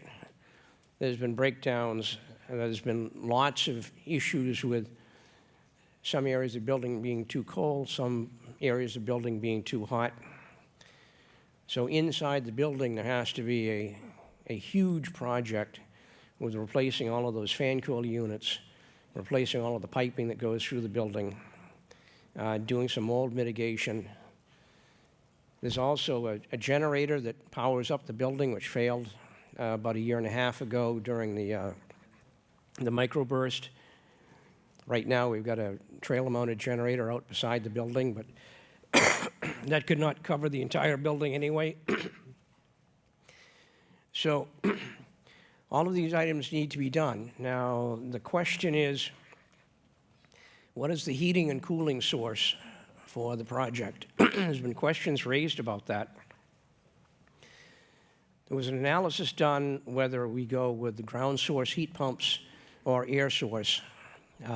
So the decision was made the most efficient and cheapest way of doing it using either of those two technologies is the air source heat pumps. Think of it as a very large iteration of the split systems that you might have in your house. So the other question that comes up from time to time is, well, you know, you've got natural gas in the building, why don't you keep it? That flies in the face of many decisions made over the years by the select board and confirmed by town meeting to move away from fossil fuel. There's also situations under the bylaws that we have now whether we could even replace everything with gas. We think that being responsive to town meeting and also looking at the cost of the system, we're better off using the air source heat pumps. The actual, whether it's an air source heat pump or whether it's a gas burner and a conventional air conditioning system, those external units are actually some of the cheapest parts of the whole system. So it would be a combination of a general borrowing. There is an energy efficiency fund that the town has developed. We get some pilot payments from various solar projects, so we can use that to buy down some of the cost of the project. Complete streets. We talked earlier about needing to improve some of our streets. Now we're looking at a program that will take many, many years, looking at providing not only proper access to automobiles and bicycles, shared use paths with bicycles, and we price that out, and as you can see from the slide, we could be spending $5 or $6 million a year to undertake that project. So we have to prioritize just because we only have so much money, so we're looking at $1,900,000 to work on those projects. Replacing the 2005 fire engine. This engine is in constant use. It is, it's got well over 80,000 miles on it. In fiscal 24 and thus far in fiscal 25, they spent over $40,000 in repairs on the vehicle. These things are hideously expensive. And what's more of a problem is that it takes 2 to 3 years after you've ordered it for it to be delivered. So we're keeping that particular engine on life support right now, and we hope we can keep it on life support for another couple of years until we get the replacements. Stormwater program. I was here last year to talk about this. This is a continuation of the program. We had a study that looked at our stormwater infrastructure, and that projected a cost of about $1 million a year, year after year after year, to upgrade our culverts, drainage systems, retention basins, bridges. In the upper right corner, you'll see a picture of a corrugated culvert pipe. I believe that one is up in on Carlisle Road. You can see what happens is over the years, that pipe is probably in excess of 60 years old. And you can see that that it's rotted out right at the water line. And eventually that's going to collapse. And when it collapses, it's going to block the stormwater flow. And it's going to bring the road down with it. So this is a continuation of that program. You'll be hearing more and more about stormwater, excuse me, for the next few years. Public safety radios. Again, a lot of the base units are in the existing public safety facility, which again looks like a new building, but it's not. It's over 20 years old. That equipment needs to be replaced. They've gone to different frequencies, different interoperabilities of the radios. A couple of years ago, town meeting approved the possibility of entering into a regional emergency communication center shared between Acton and Concord. We moved ahead with that. Concord bailed out of it, but the state would have underwriting the entire cost of that, which would have included this. But now we have to pay for it ourselves. And the equalization tank, this is to provide a buffer, if you will, where influent coming in from the streets can be stored so that the sequencing batch reactors that are inside the plant have enough time to work on clarifying the product in there.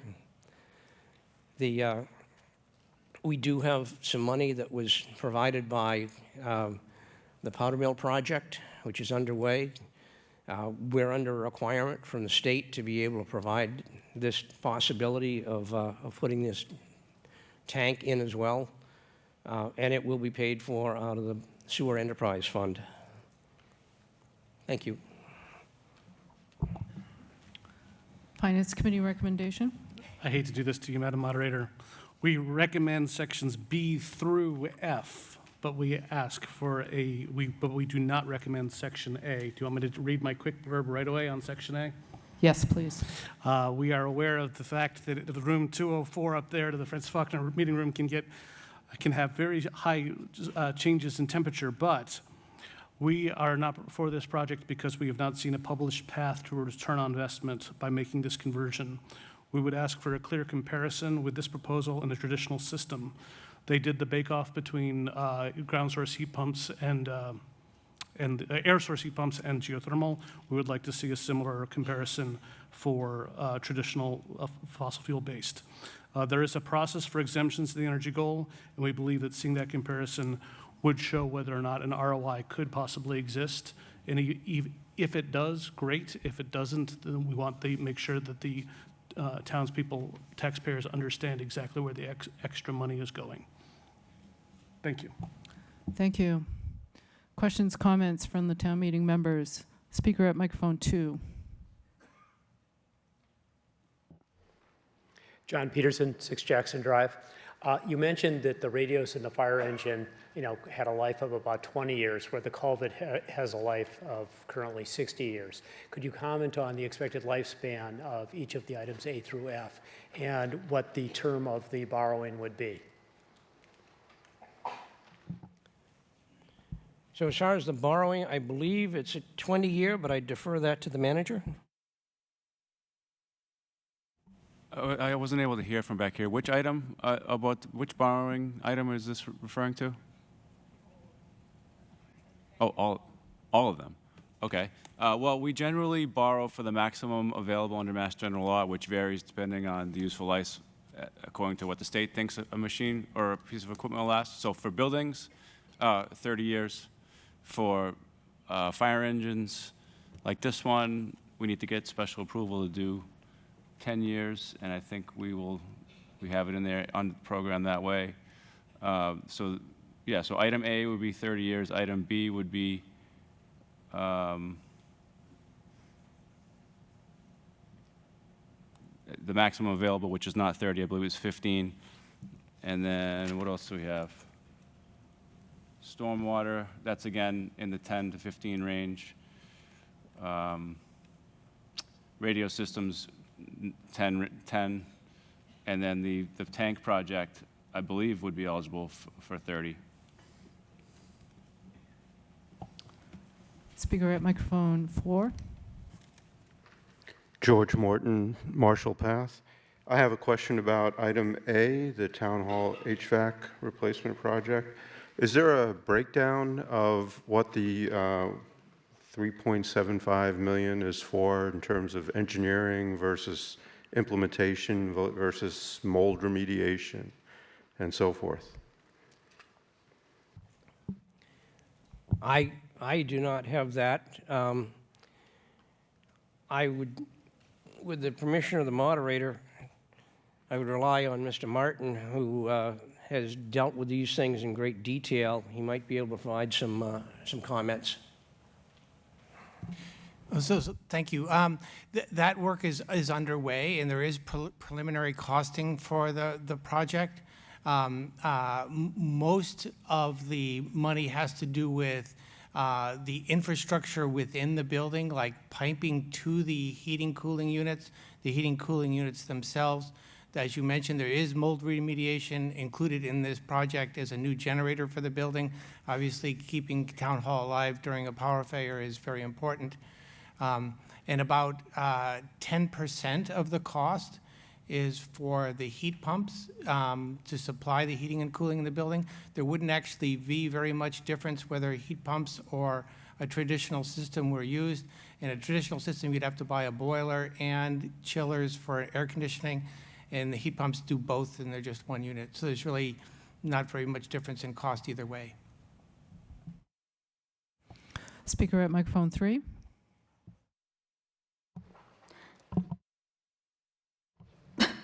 You can hear me. Franny Osman, 16 Half Moon Hill. I wanted to talk about the sidewalk. Is that number 2? It's complete streets. B. It's letter B. B.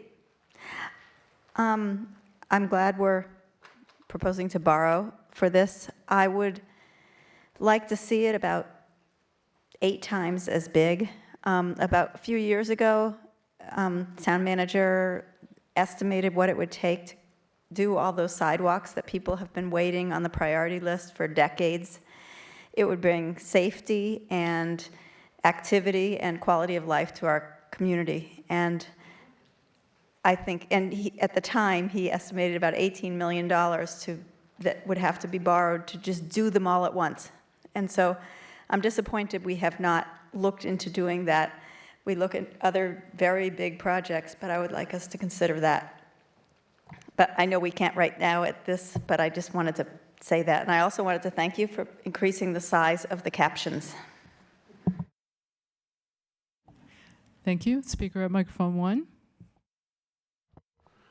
Peter Berry from Faulkner Hill Road. I had a question about the Sewer Enterprise Fund borrowing. Is the cost for paying back those bonds assessed just against the properties that are in the sewer district, or is that assessed against the entire town? I believe they're assessed only to the sewer users, but I would look for a thumbs up from my colleagues. Yes, to sewer users. Okay, I have one quick second question, if that's okay. There was more transfers from free cash to pay for this article. I think the FinCom expressed a concern about the levels of reserves that the town would have left if this budget passes. What is the percentage of the town's reserves if all these expenditures are approved tonight? The latest numbers I've seen is we're holding the free cash at 3 to 5%, but again, I checked with the town manager on that. Yeah, we're projecting to maintain at or near the floor of 3% of our total budget as in free cash at the conclusion of this town meeting if all items are approved. Speaker at microphone 4. John Urich, Long Ridge Road. First on item A, on the HVAC, I'm an engineer. I know that the airborne units are getting more efficient. There's a toss-up as to whether or not the ground or the airborne units are better. You still can't beat, from a heating standpoint, the efficiency of the gas. So that definitely should be looked into. And they are getting a lot better every single year. So in 5 years from now, you are going to see much better systems. And we're probably going to be better off waiting for that. You're going to get a much bigger bang for the buck out of the HVAC system in just a number of years. On that, you said that the generator is too small for what you currently have. You need a new one already. You're going to need a much bigger one if you go to an electrical system, because when the power goes out in the winter, your heat's going to go down, your pipes are going to freeze, and you're going to have much bigger issues. So you definitely need to look at the impact of what size generator you actually need in order to keep the heat running. In terms of on item B for the sidewalks, I like the idea of sidewalks, but if the goal is to try to reduce our spending for the year, this seems like a $1.9 million nice to have that is then also going to have a maintenance cost on top of it for snow removal, maintenance, and all that stuff that will happen on an annual basis. So if that is something that is, if we're trying to reduce budget for this current year, I think this is something that we probably have to wait on. Thank you. Thank you. Speaker at microphone 3. Hi, Deborah Symes, 109 Concord Road. I want to address item A. And first, I want to laud the Select Board for being future-focused and recommending that we move forward with a heat pump system, which, in fact, heat pumps are wildly more efficient than gas-powered units. The most efficient gas-powered thing you could possibly get would be 100%, whereas air source typically hover around 300% and geo up to about 400% efficiency. I also want to say that the suggestion from FinCom that we should be comparing ROI of a heat pump system with a more traditional, for example, so-called natural gas system, I think is really misplaced. There will be ROI, but the other thing is that when we think about the costs, we tend to think only about what are we paying out of pocket. We're not thinking about all the costs that accrue down the road from a worsening climate, increased health problems, and a host of other things.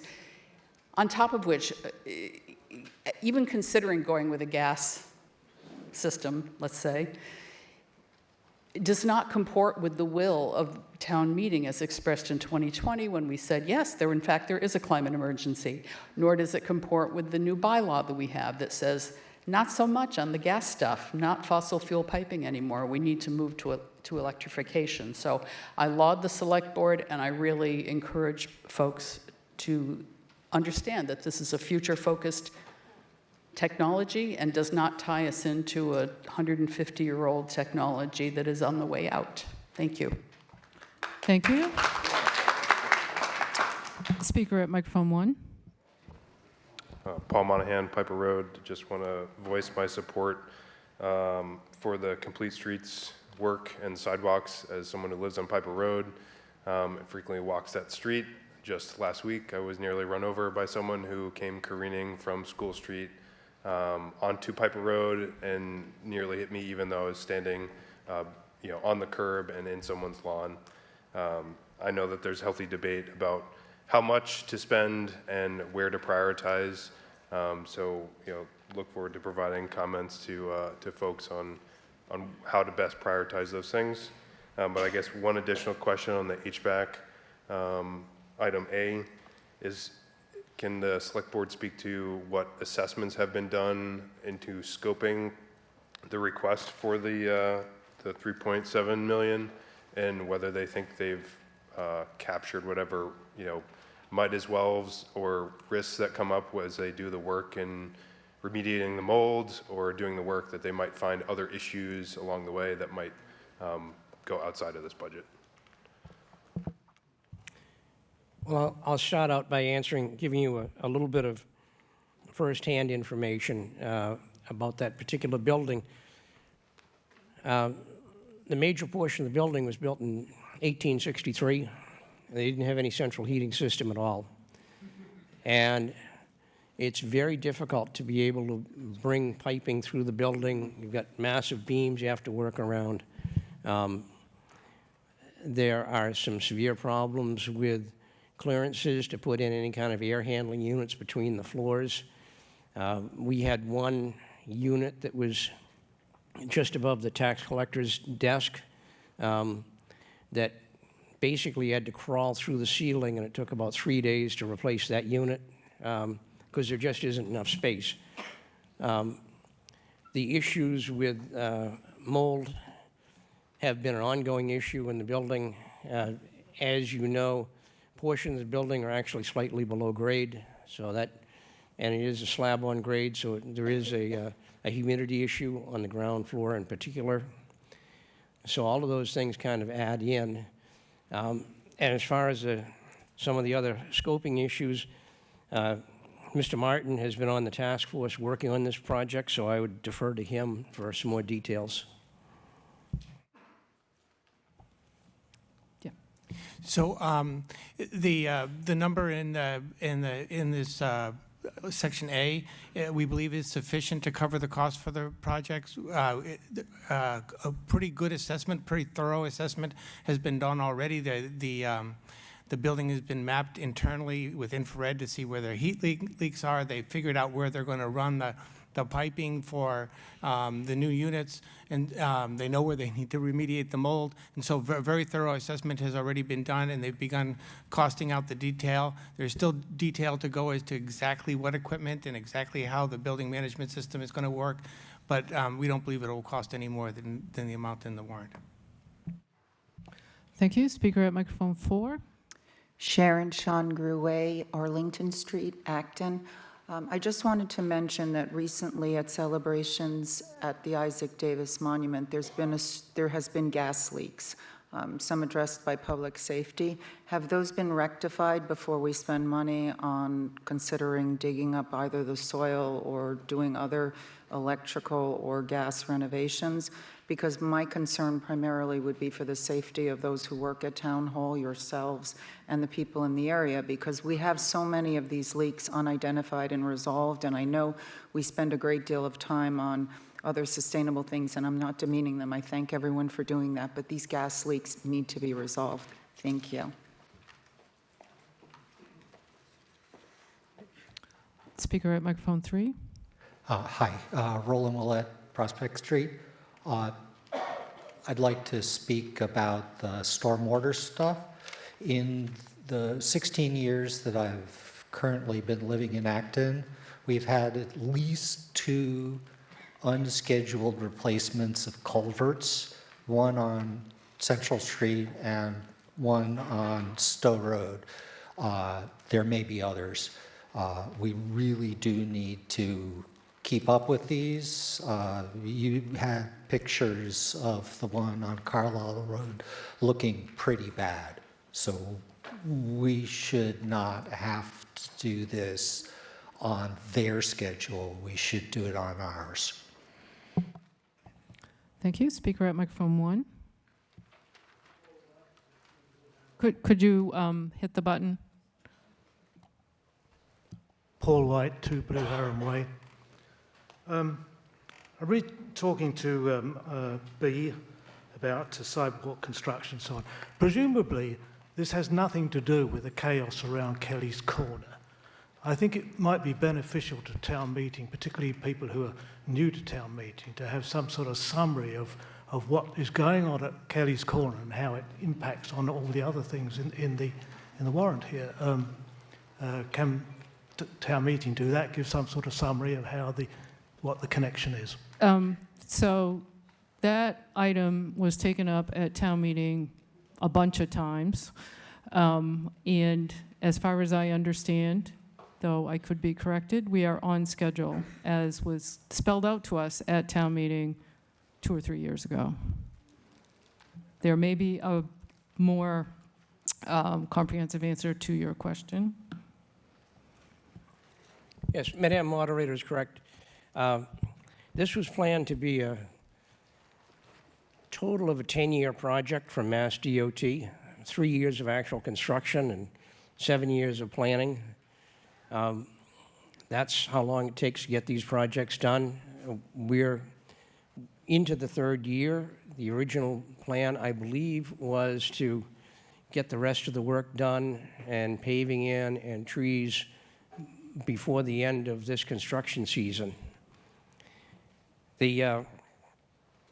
Of interest, we did come to town meeting a couple of times for some appropriations for things like lamp posts and that sort of stuff, but that's about a $17 million project, and that's all being paid for by state. It's a state project. They're using some federal money that was brought in as well.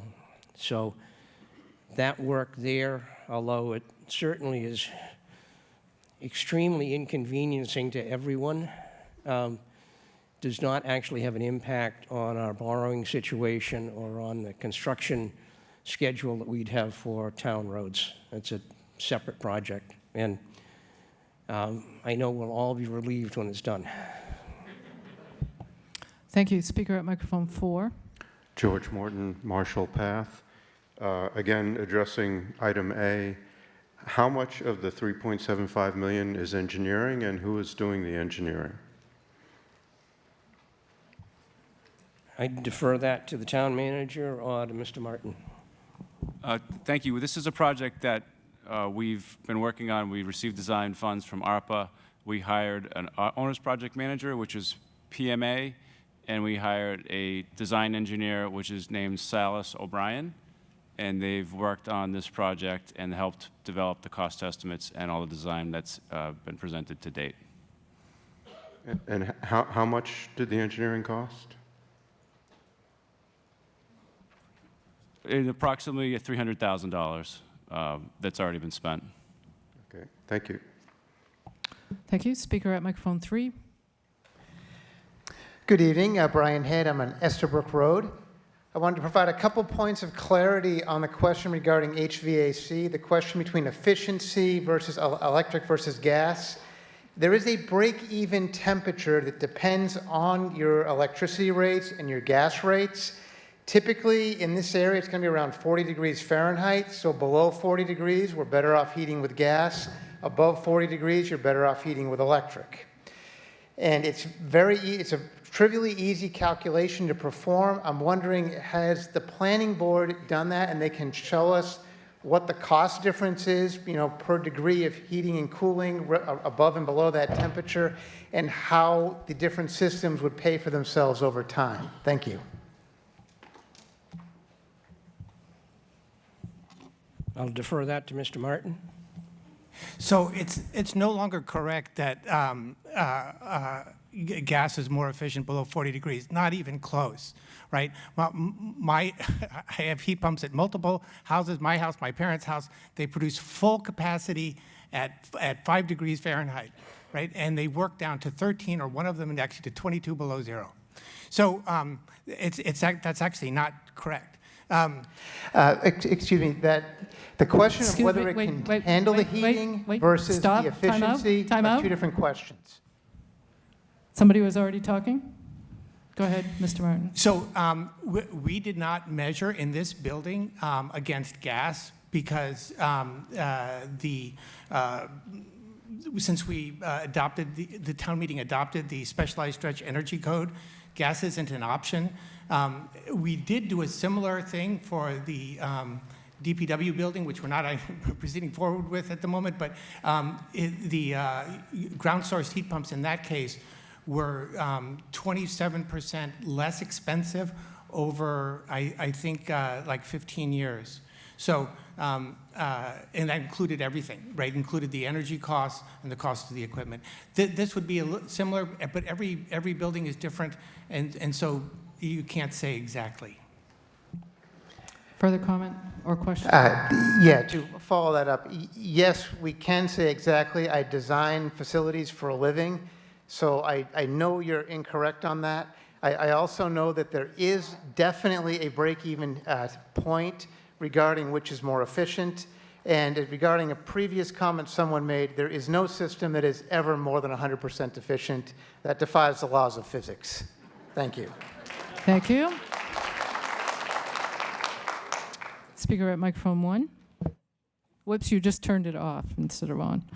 Hi, I'm Lisa Jensen Fellows from 44 Neshoba Road, and I would like the moderator to consider cutting off debate and letting us vote. There's been a motion and second to move the previous question. All who are in favor of cutting off debate, please say aye. Aye. Any who are opposed, please say nay. Thank you. We will now vote on the motion, which is to authorize borrowing for town capital equipment and projects. Any interest in taking it as a point of order, Madam Moderator? Any interest Yes. in taking it as a consent decree? I was just going to have all the votes, but I can separate them. Okay, each one requires 2/3. We'll go down through, so let's fire up the clickers on this one. Or actually, we'll try it, see how it goes. All who are in, but be ready. Item A, Town Hall HVAC replacement project. All who are in favor, please say aye. Aye. Any who are opposed, please say nay. Nay. The 2/3 majority has been met. Fire up the clickers. I will not argue, just turn them on.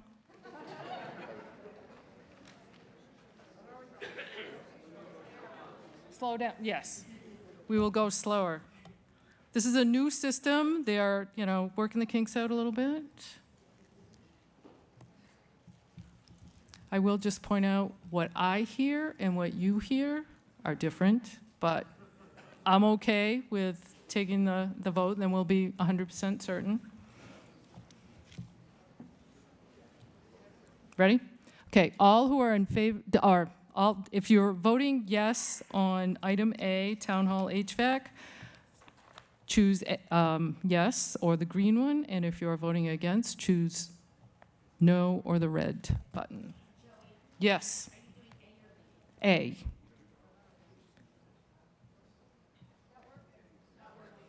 It's not working. Oh, hold on, yep. Okay, sorry. Okay, there we go.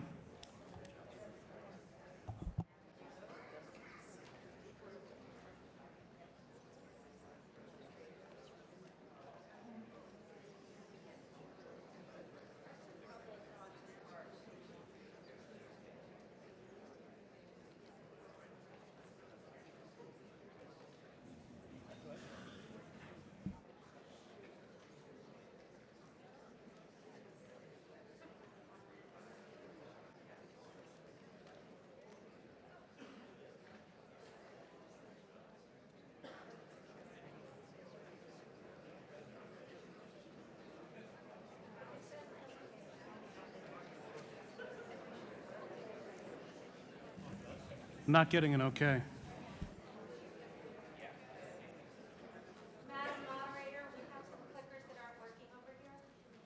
They're having a little trouble over on the far side. We're not getting an okay. We're not getting the okay.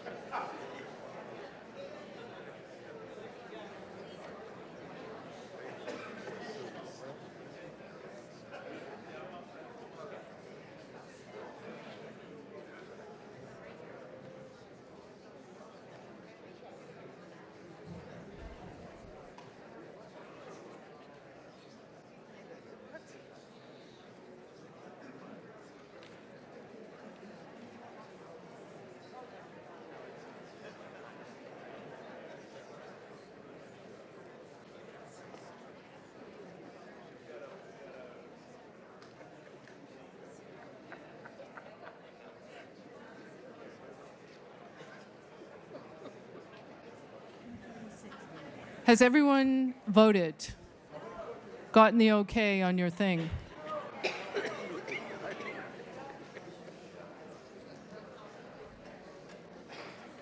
Okay, I see a couple of hands. Are we good? Can we turn off voting? No. Okay, where's the trouble? Who's having problems? Okay, it should say okay in the number plus okay. We forgot to have one of the clickers pose for the, formal photo, but okay. Are people set with the voting? No. Still more. Ian, behind you. Look behind you.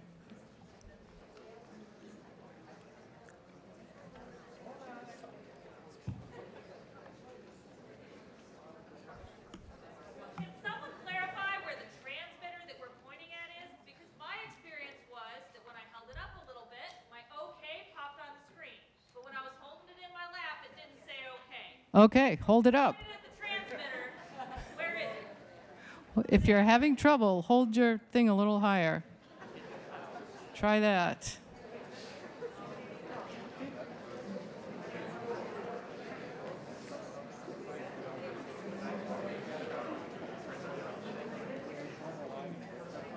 Yeah. Y'all good here? Anybody need help?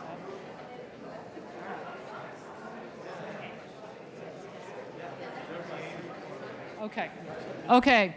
So please try this. So first of all, on your item, your device, you should press the button, which is the green for yes and the red for no. Don't press the word, press the button. You should feel it click down. So if everyone could just vote again, you vote same or different, up to you. Your last vote will be the one that is recorded. So just go ahead and do that. And if you need to hold it up a little, go ahead and do that. Oh, yeah, it's working much better now.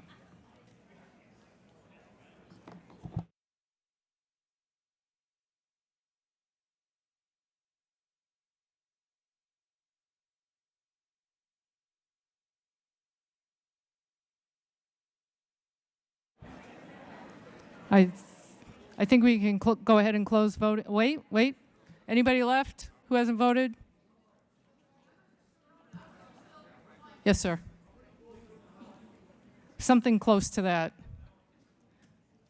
Okay, we'll close voting. Go.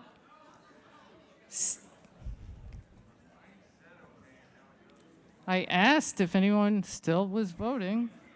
Is anyone still voting now? Yes, okay.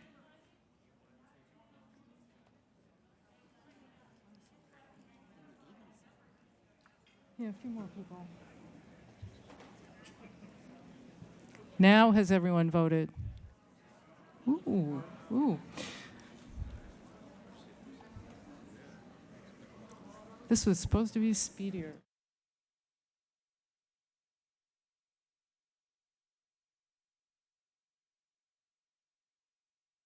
Yes. I cannot hear you, and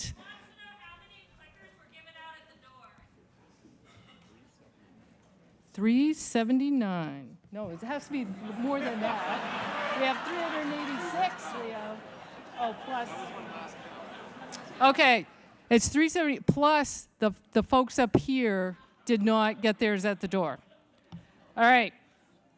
I'll tell you what we're going to do now is, well, first of all, is the voting closed on this? Anybody else still voting? Please close the voting.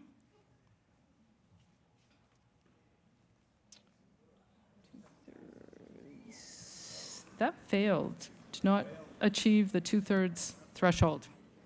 Okay. Item B. Let's try a voice vote. Complete streets and sidewalks. All who are in favor, please say aye. Aye. Any who are opposed, please say nay. Nay. Vote clearly passes by the 2/3 required. Replacement of 2005 fire engine. All who are in favor, please say aye. Aye. Any who are opposed, please say nay. That is unanimous and clearly passes.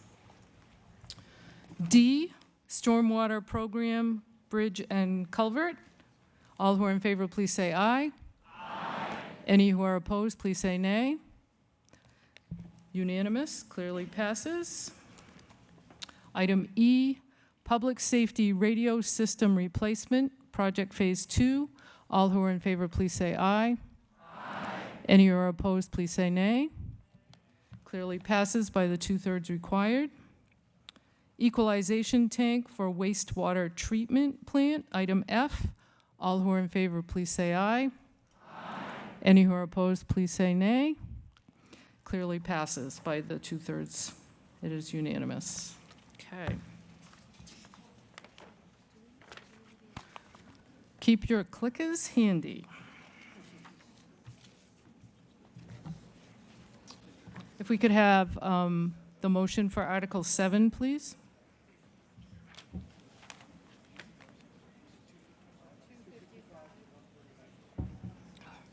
Article 7, which is different than what appears in the warrant. Mr. Charter moves that the town appropriate $150,000 to be expended by the town manager for design and engineering costs, including the investigation of possible alternatives for a public works facility as set forth in the article, including the payment of costs incidental or related thereto, and that to meet this appropriation, $150,000 shall be transferred from free cash. Do I hear a second? It has been moved and seconded. Mr. Charter. Thank you. So as you know, our original plan was to bring forward a $35 million bonding request at tonight's town meeting. 2 votes would have been required for the project to go ahead. One was a ballot vote, which required a 50% majority, which was last week, and that failed. The second vote would have been a 2/3 vote here to authorize the borrowing. Considering what happened at the ballot, the Select Board has decided to drop back a bit, go through the project a little bit more. We want to keep the project going. It's still the highest priority for the Select Board, but we certainly understand the feelings of the public based on what happened in the ballot. Just a little bit of background, this has been one of our priorities for a number of years. It's been on the Select Board goal list since '21. I was here 2 years ago, and by a 77% majority, you folks approved $1.25 million for the design of the building. And the building that we were talking about back then looks incredibly similar to the building that we were going to bring to town meeting tonight. So obviously many things have changed. These projects do take a number of years, but we do have a significant investment in the building, and the building is not in good shape. So what we want to do is, over the next few months, do some re-engineering of the project. We've had a great deal of testing already done on the existing facility. We've got lots of information that we can use, and we need to build on that and then do more public outreach to explain the situation to folks and eventually bring it back to town meeting and a ballot vote. So this is just giving us enough breathing space. If you don't do this, the project will drop off and will not be considered again until sometime in May of next year. All of the estimates, all of the considerations we've done will all be incredibly stale at that point. We want to keep the project moving ahead. So to this point, we've done a great deal of schematic design.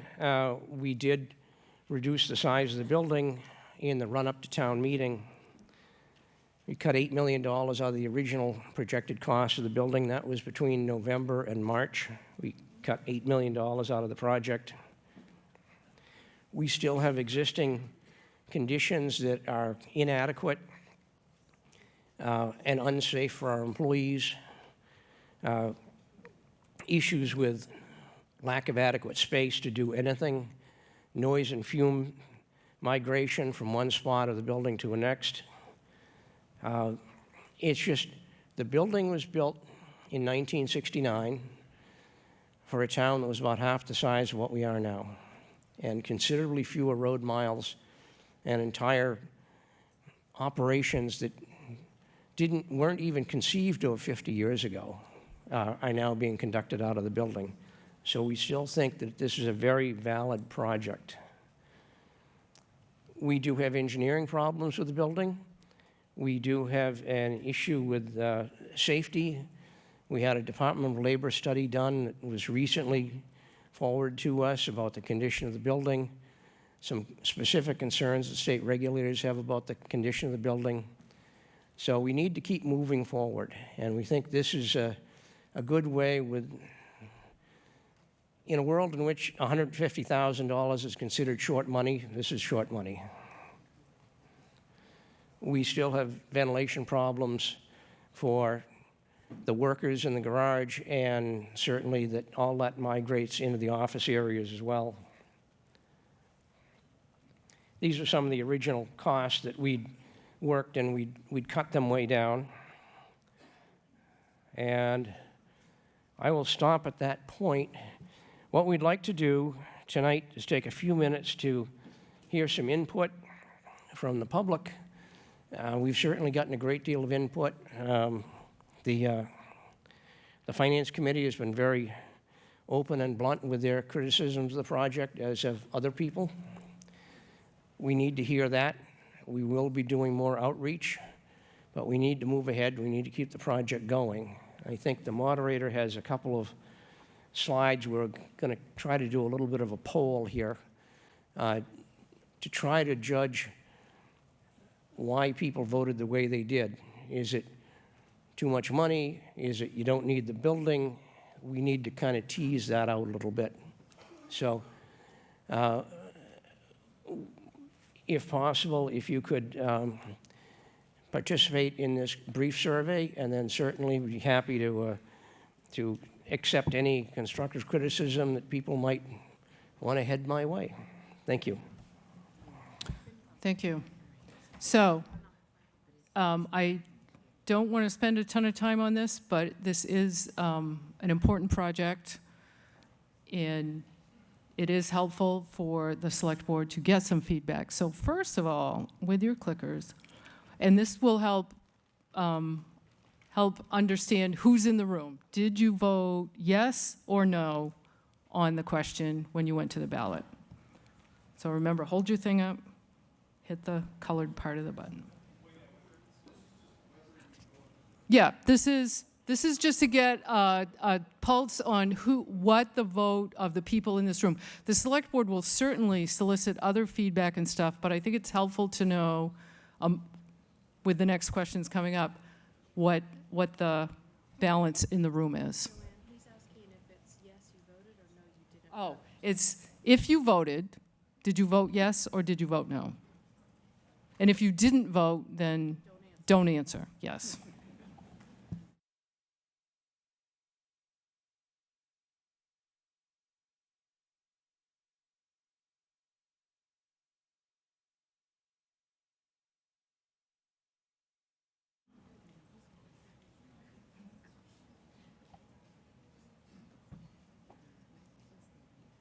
Has everyone who intends to vote on this one done so? Still trying?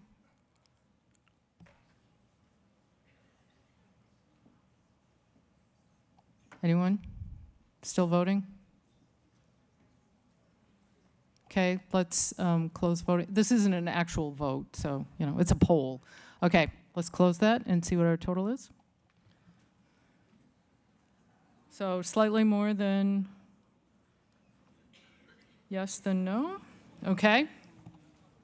Next question, please. 189, 162.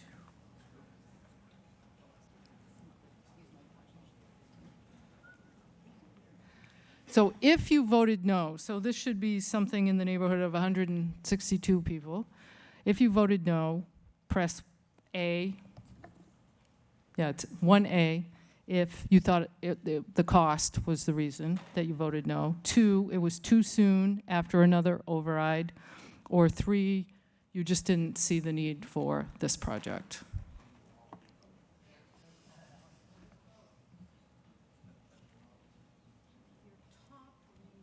Yeah, the top reason.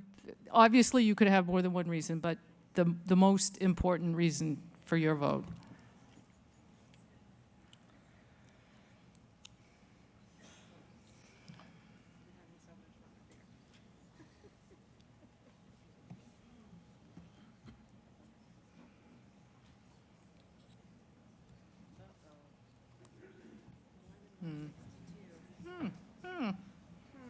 It's going to be. Maybe some of them think I recorded.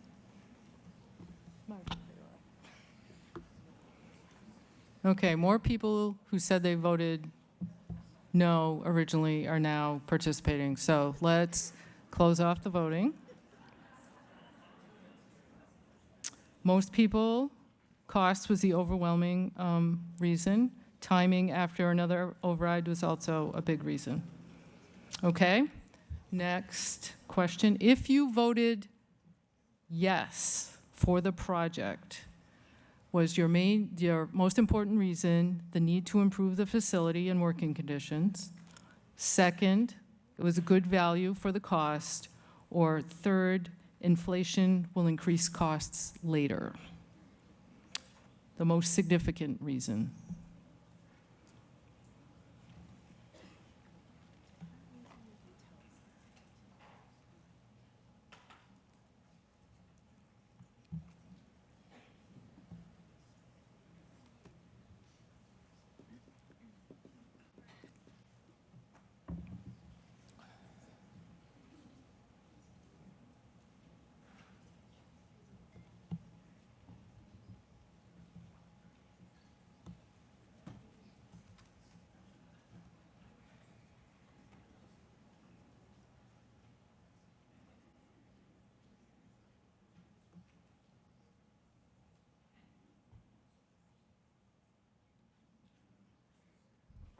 Okay, has everyone who is going to vote on this one? It's pretty close to what we had. Okay, let's close this. Okay.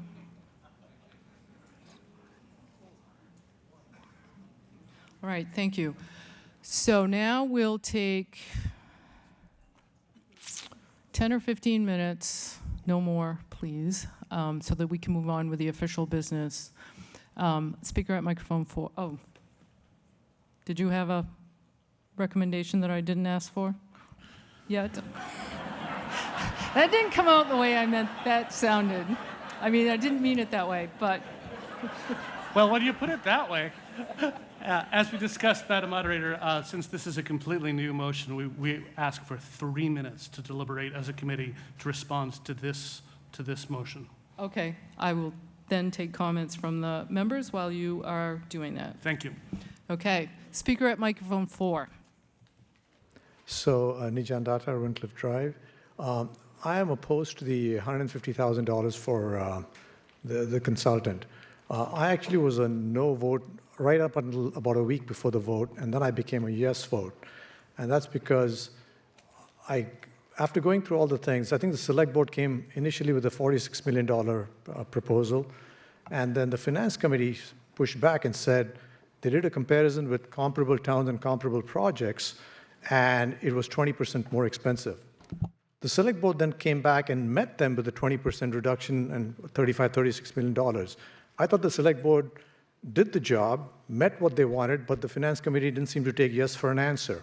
And that really, it's like they didn't explain, and all they did was saying, this project is wrong in scope and timing. Well, after giving a quantitative value of 20% and you meeting their demand, they then said it's wrong in scope. There was no quantitative comparison, like wrong by how much. And so I thought that I was quite disappointed. I'm normally not disappointed in the finance committee, but this time I was. So I think this building, which has sunlight coming through the cracks in the walls, needs to go. And I don't think there is that much difference between the select board. I don't think the cost is going to be that much below $35 million. And the $150K you want to spend on a consultant is going to be wasted. I think you can talk it out and come to an agreement, but there's one X factor here, and that is, I think last year's override and the upcoming looming school overrides in 2 or 3 years, which are massive, I think that is a critical factor that you have to worry about from the rest of the town, because you're not going to get either the building or the school overrides if you don't have tremendous increases in efficiency, mainly in the school side, because I think as much as the school people think that they're doing a great job, I think they're doing a horrible job. Your time and there's has tremendous expired. amount of efficiencies that can be made. Your So time I don't has want the expired. 150,000. I think they can talk it over, meet with the school committee, and get this over. Thank you. Speaker at microphone 3. This is a motion to reverse the previous article, Article 6A. You said it was approved, and it appears that we did not reach the 2/3. We reached 66%, not 66.67. I said 6A had failed. She did? Yeah, sorry if that Never wasn't mind. clear. If that wasn't clear, but 6A did in fact fail. Speaker at microphone 1. Am I on? Yes. Lisa Jensen Fellows, 44 Neshoba Road. I spent a lot of years in another town doing town government and on the FinCom, the chair of the FinCom, and other roles. And what I learned in my time there is that if you're doing a major capital expenditure proposal, everybody has to be on the same page. So the $150,000 is fine as far as I'm concerned, but the real work that needs to be done is right now. The Select Board and the FinCom need to be working together to come to a proposal that they can unanimously recommend to the town.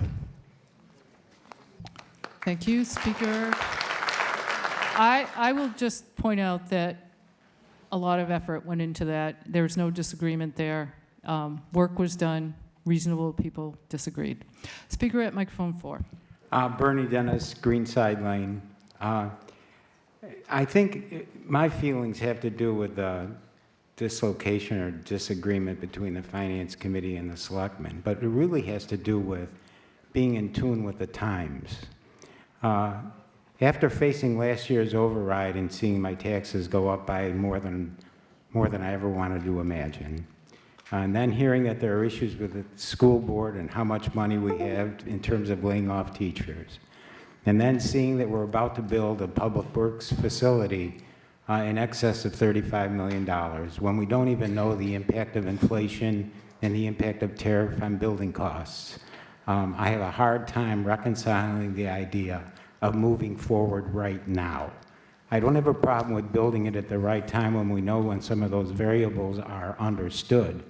But the economics that we face in this country right now are too uncertain, and we don't need any more increases in taxes. Thank you. Thank you. If we could please hold applause. Speaker at microphone 3. Brian Levine, Skyline Drive. I'm in favor of this project going forward in some form, for reasons not least of which are the fact that we have DPW workers whose health is being affected by the conditions in this building. That, in my opinion, trumps everything. Thank you. Thank you. Speaker at microphone 1. Ian Watkins, Strawberry Hill Road. It's a slightly different observation. So my wife, bless her, dragged me along to the voting in order to support various candidates on the ballot. And then the 2 ballot questions that were on there were a little bit obscure to somebody not familiar with the complete background of what's going on. I would ask at least that the Select Board consider providing some supplementary information to support the ballot papers so that the voters are clear about what the ballot question actually relates to. Thank you. Thank you. Speaker at microphone 4. Peter Chadzinski, 10 Robinwood Road. 2 questions. One is override. Could you explain to the public how do the override works in terms of, do they add up? Are they cumulative? Or is it a override from some sort of a base? So that would be question number 1.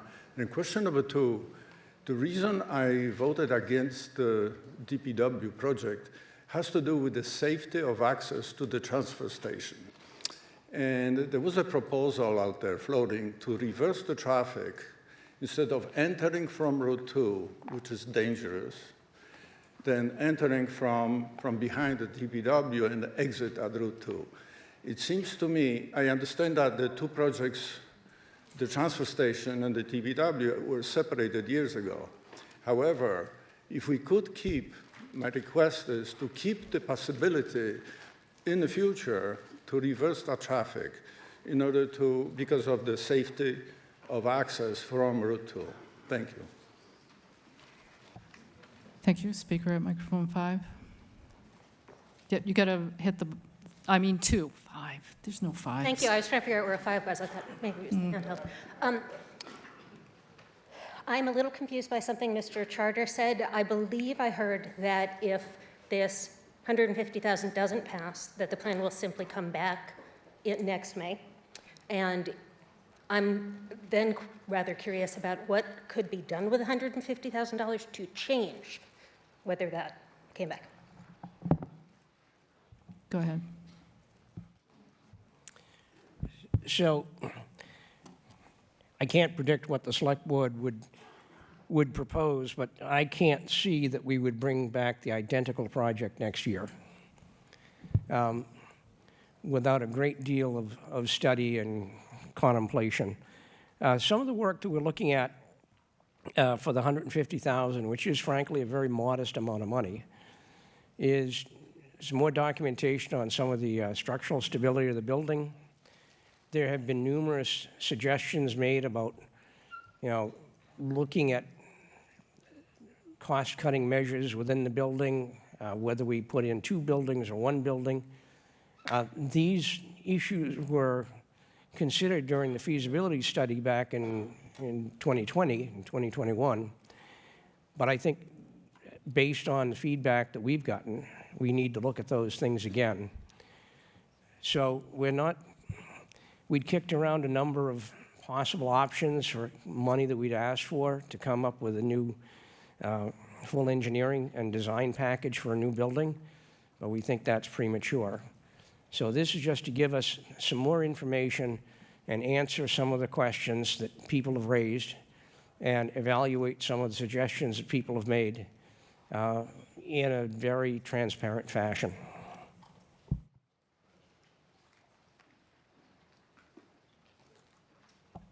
Speaker at microphone 1.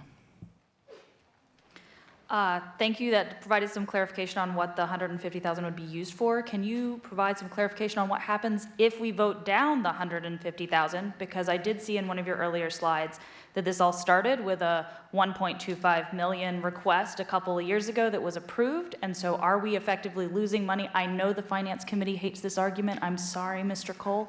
Are we losing money that we've already invested in this project if we vote down $150,000 this year? Yes, we've expended pretty much the entire amount of that appropriation with the design that we were bringing forward. So if you don't vote for the 150 so we can continue doing some study on the building, essentially the whole thing stops. Hopefully we will not have to throw away all of the plans. We certainly have gathered lots of information about the building and the site that would be useful in future years. But if we have to come back, if we have nothing to work with from now until next May, and if we have to come back in May, it's going to be a great deal more money, and we will have lost a year. Construction costs go up by at least 5% a year. And certainly our employees have continued to work in substandard conditions. Thank you. Mr. Cole, the Finance Committee's consideration or recommendation on the changed article to the 150,000? Do you have a recommendation, or whoever's doing it? It's me. Thank you, Madam Moderator.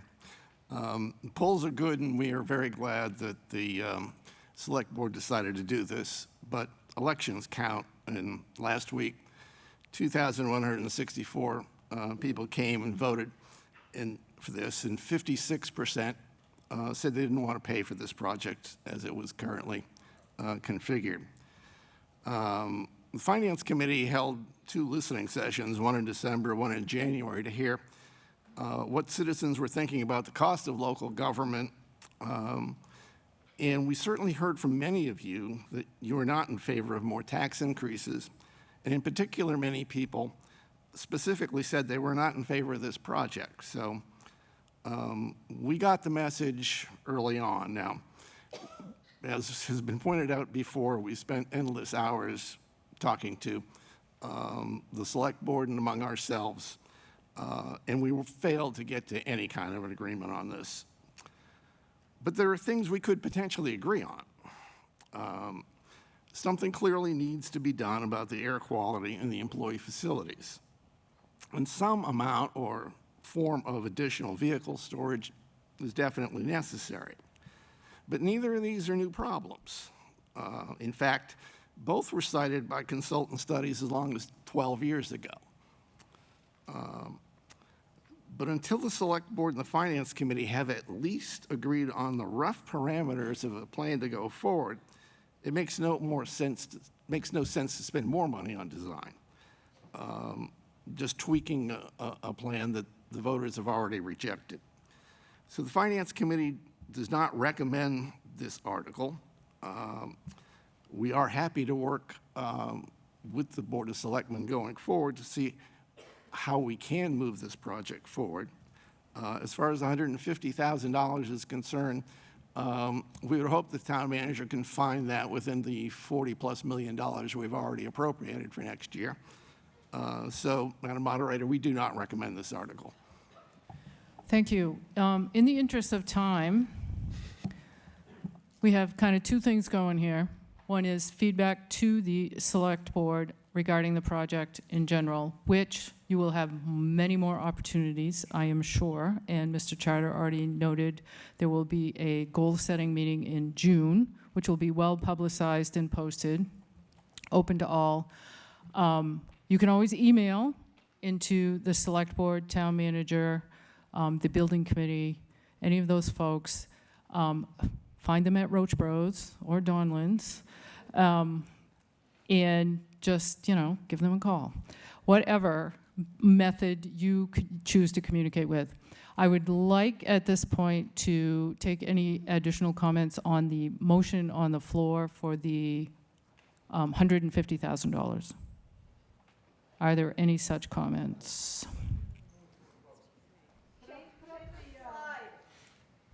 Oh, yes, could we have the correct motion up? Thank you.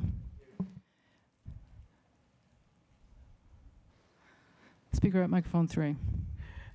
Miriam Lezak, High Street. Just dropping this completely seems to be completely foolish. $150,000 allows the Select Board to continue at least looking for ways to move the project forward at a later date, hopefully before the building falls down over millions of dollars of equipment that we own. So I strongly support voting yes on the $150,000. Thank you. Thank you. Speaker at microphone 4. Or the handheld? This is not regarding the 150. So Then it would be out of order. So but I see someone right there with the handheld mic. Go ahead. Marion Maxwell, 9 Lawsbrook Road. Something that hasn't come up yet was the wording of the ballot question. A lot of people really couldn't understand what that was talking about. On Facebook, I read a comment by a lawyer who said she'd been practicing for 25 years and she couldn't make head nor tail out of the ballot question. If it comes up again, is it possible to have some kind of an explanation underneath the question that actually says what it means and what it's for?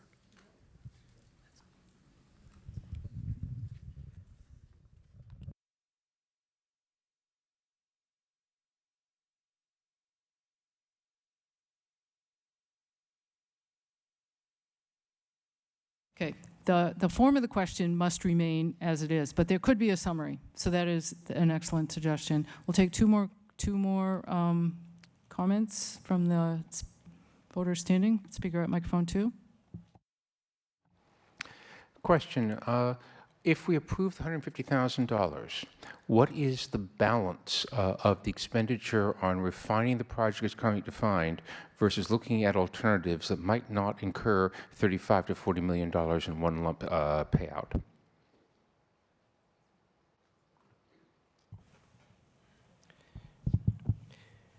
Well, frankly, we're at the very beginning stages of this. We've expended all of the original appropriation of $1.25 million for design. We hope to build on the information that we've gotten. We have, in the last couple of days, have solicited proposals from both our project management company and for our architects. A lot of that, frankly, is still in flux at this point, so I can't give you a definitive answer. I would emphasize to the Select Board that alternatives analysis is absolutely crucial as a foundation if there's any chance of proceeding with something resembling the existing project. Thank you. Speaker at microphone 1. I agree that a lot of people didn't know what they were voting for and that you can't judge from that vote that so many people were against it. I think people were confused by that. Also, most of the stuff we vote on, people have a interest in, the schools, the libraries. People know what it's for. This building is for people who work for us, but are invisible to us. Their work is invisible to us to a large extent. And I think that we are being irresponsible in ignoring the health and welfare of the people who help keep this town running. Thank you. Thank you. We'll now go to the vote on Article 7 as rewritten. Point of order? Yes. I heard a point of order. I can't understand what people are saying. Someone said microphone 4. That's okay. I can still call for a vote. I just have a simple question. Before this started, did someone go to the Finance Committee and say, what can we afford? Or did they just say, hey, why don't we just sit down and make this huge, huge building and then have it come out $40 million? I can't understand why we didn't know where to start from. We should not. Thank you. Thank you. We've taken your question. And now we will vote on Article 7 as reposed, as it were, to appropriate $150,000 to be expended for design and engineering costs. Requires a majority to pass. I would ask for a voice vote first. Wait. Yet some people are using the clickers. Let's try a voice vote. All who are in favor, please say aye. Aye. Any who are opposed, please say nay. Nay. The majority prevails, clearly passes. Thank you. Madam Moderator. I will recognize Mr. Martin. Madam Moderator, I move to reconsider item 6A. Is there a second? It has been moved and seconded to consider 6A. The question is in order. It is non-debatable and requires a 2/3 vote to bring the motion for reconsideration. Let's use the clickers.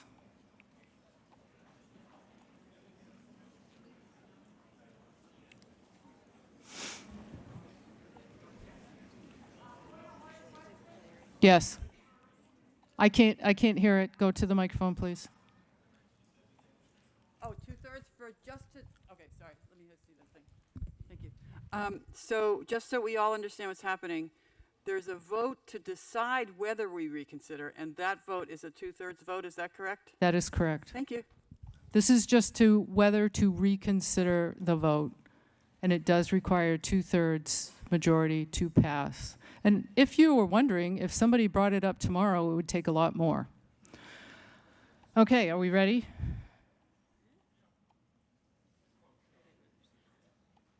Are we ready? Yes.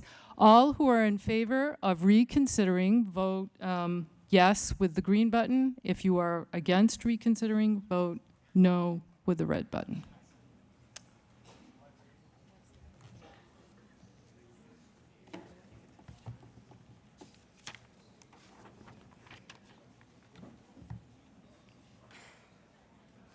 This is not voting on the item. This is just whether to reconsider it. What is your point of order? That is correct. It is not. We are not actually voting on the item. We are only voting whether to reconsider.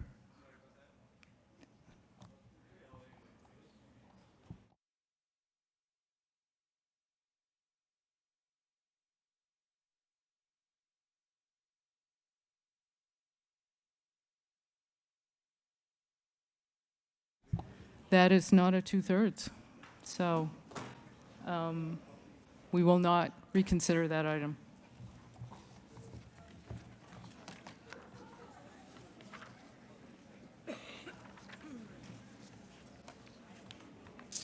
And now let's move to Article 8. Acton Boxborough Regional School District Assessment.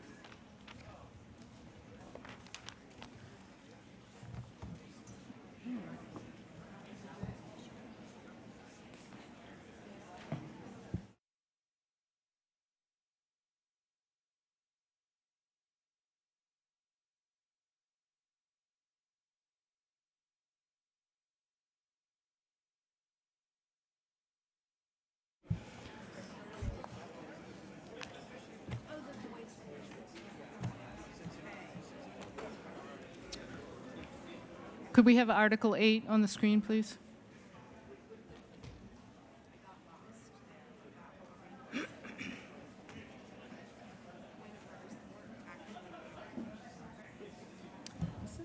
Everyone's thinking before the school budget. I know, isn't that funny?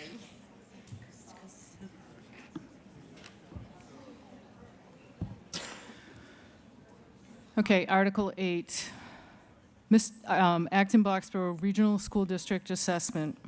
Mr. Martin moves that the town raise and appropriate $79,959,269 to fund Acton's fiscal year 2026 assessment from the Acton Boxborough Regional School District. Do I hear a second?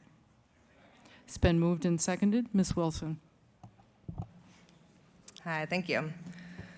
Good evening. I'm Rebecca Wilson, Vice Chairperson for Acton of the Acton Boxborough Regional School Committee.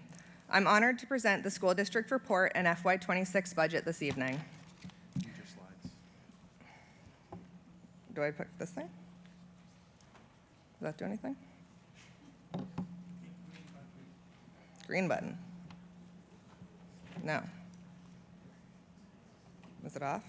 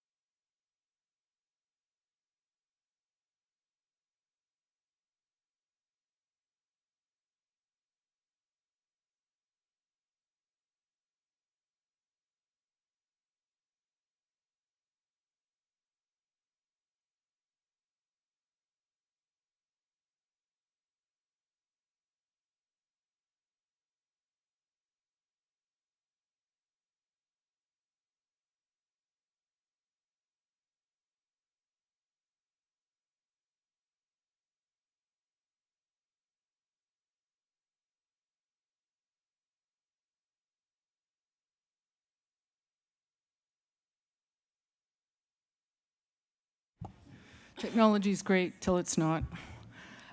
So we will go to Article 9. Minuteman Regional School District Assessment requires a majority to pass. Ms. Norris moves that the town raise and appropriate $3,498,892 to fund Acton's fiscal year 2026 assessment from the Minuteman Regional School District. Do I hear a second? Second. Thank you, Ms. Norris. Thank you very much. And I am very pleased to be here tonight. My name is Pam Nurse. I'm the mother of 2 AB graduates, so I always look forward to the Acton-Boxborough School presentation. But I'm also the Acton representative to the Minuteman School Committee. And I'm very pleased to be joined tonight by Heidi Driscoll, who is our superintendent of Minuteman, and Amy Perot, who is our assistant superintendent. For those who may be new, Minuteman High School is our career technical high school offering really high-quality, integrated career, technical, and academic education. Our district is composed of 9 towns, including Acton, and we are very, very proud to be an option for Acton students who are seeking hands-on, skill-based secondary education and training and career preparation. I am going to turn it over to Superintendent Driscoll. Superintendent Driscoll has been with Minuteman for almost a full year. This is her first time at Acton Town Meeting. She's had a very, very busy year, working very collaboratively with the school committee, faculty, and our district. And I am looking forward to all of you hearing about the accomplishments of all of Minuteman students, including our 83 students here at Acton, which is really what has happened in the last year, a testament to Superintendent Driscoll's leadership coming into the district. So Superintendent Driscoll will talk a little bit about Minuteman and present our budget. Thank you, Pam. Now, how do I extend the slides? Oh, okay, the green button. Okay, pleasure to meet all of you. My name's Heidi Driscoll, and tonight I'm going to share with you some key points about Minuteman's budget request for next year.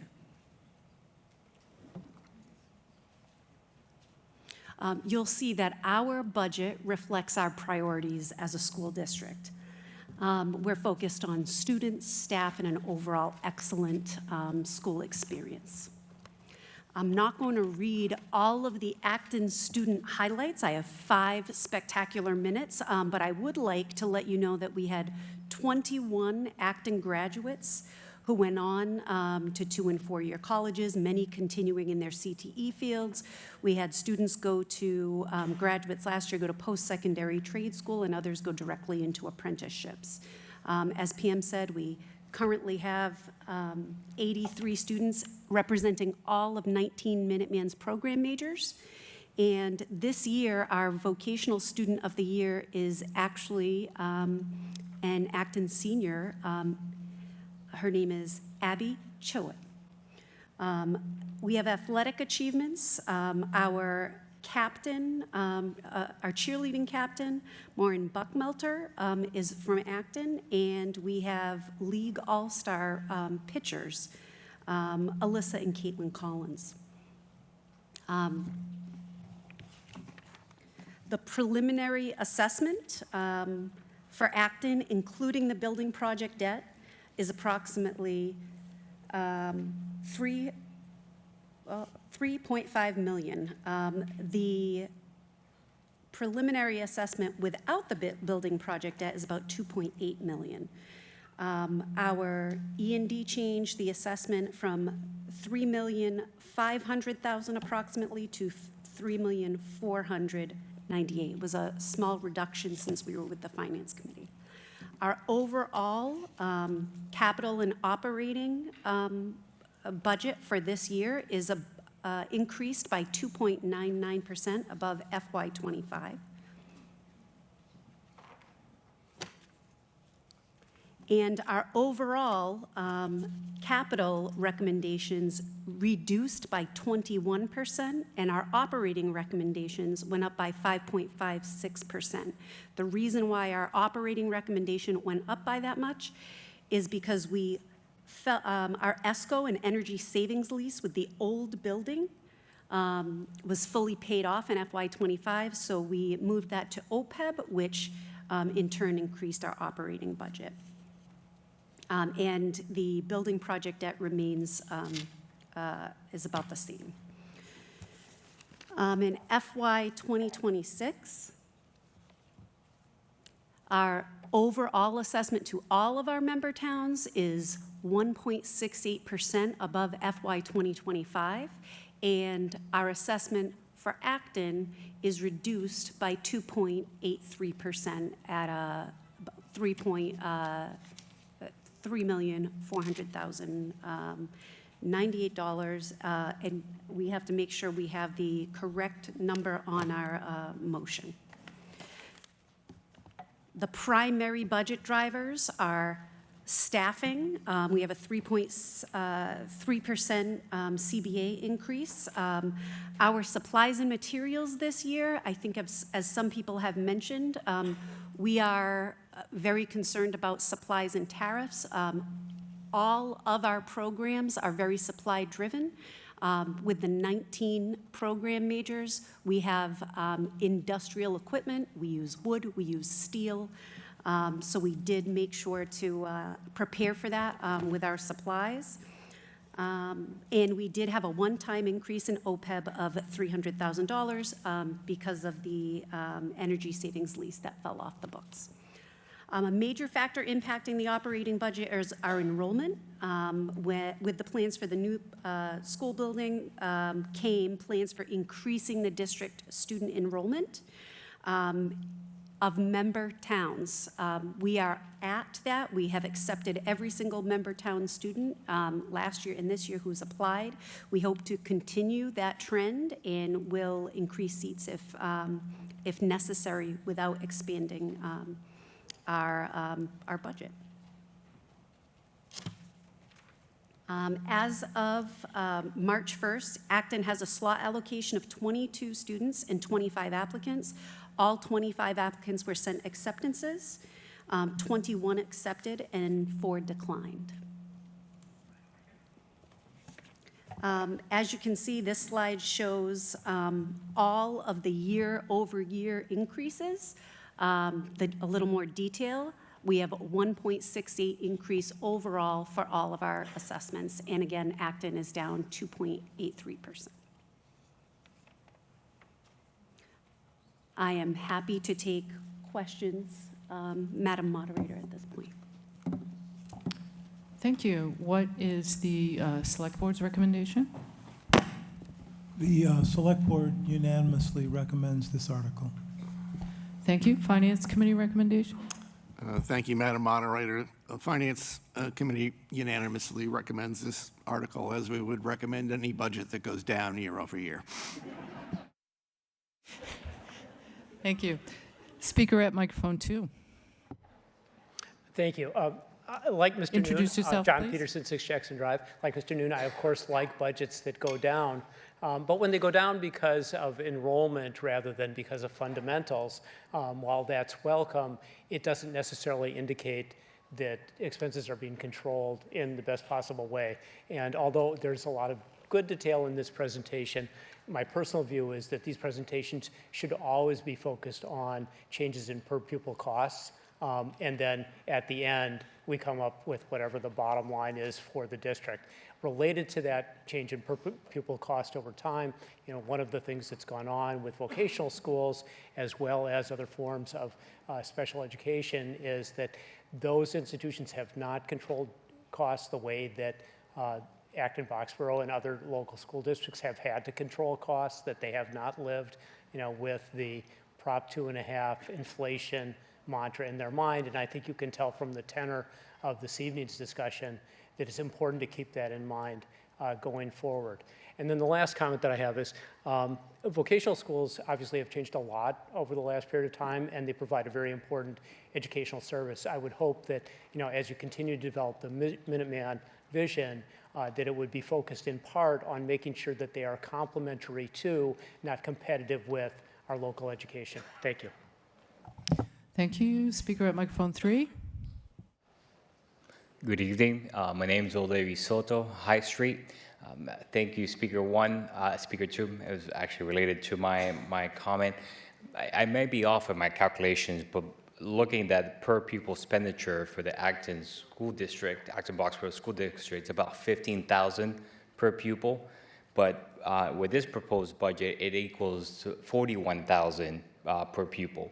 I have 3 kids in the school district, and to think that it's about the same amount to send 3 kids to Acton to just 1 for the Minuteman Regional School seems a little inadequate. And maybe I'd like to learn more about how exactly this per pupil expenditure is controlled.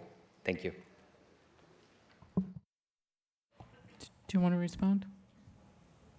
Thank you, Madam Moderator. So at a vocational school district, 100% of our students participate in vocational programming, which is not a class or an elective.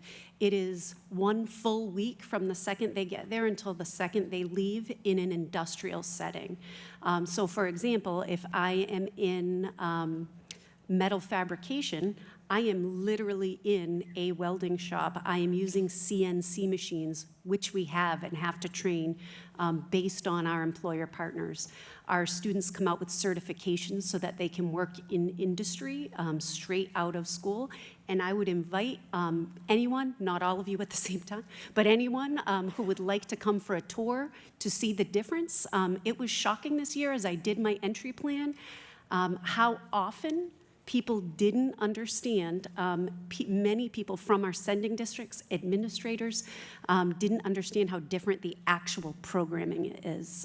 It is a totally different educational model, and it is expensive to be project-driven 100% of the time. So that's where we are. And if you look at most vocational schools, yes, they do cost more money. The assessment itself for Acton is not, per pupil is difficult to look at because we do have a full school district with 9 sending towns, and the per pupil expenditure, really, we have all of the students together. And I think, I don't know if you mentioned it or the last person, when it comes to special education services and things like that, we have to provide that as a standalone district. We don't have shared schools or shared resources, which does add to that as well. One other thing, our transportation. We have 9 sending districts on a very large span of land. Our buses are traveling an incredibly long distance, and we have to do that so our students can attend Minuteman. And that's for Acton students and all of our sending districts. Those do increase costs substantially. Thank you. Seeing no others standing, we will vote. Yes. Oh, there is one remote participant who wishes to speak. If we could hear that person. Ooh. Go ahead. Oh, all right, hold it.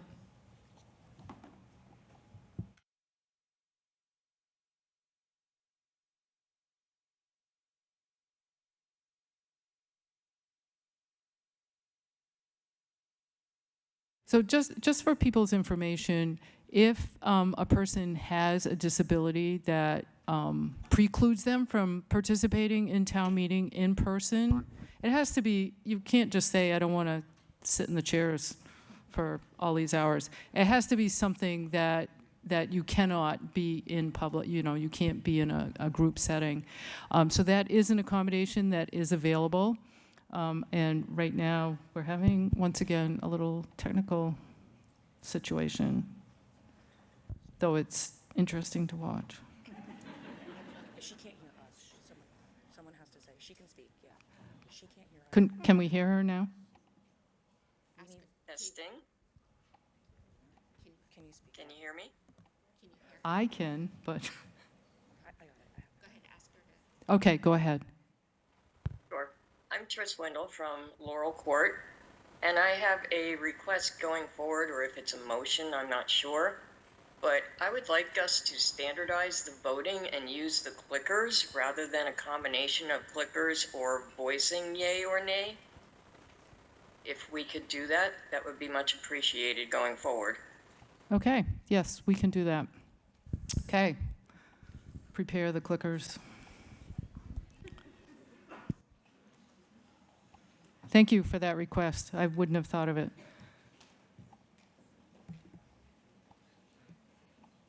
Okay, we are on Article 9 to raise and appropriate $3,498,892 for the Minuteman Regional School District Assessment. Are we ready? Yes, you may vote yes with the green button, no with the red button.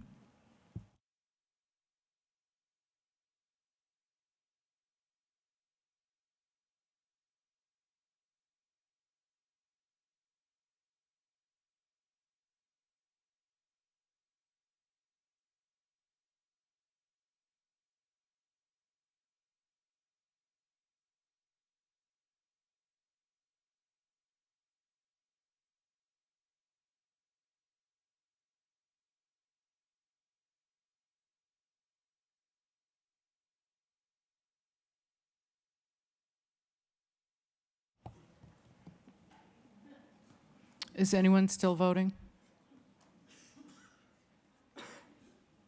Okay, let's close the voting. Wait.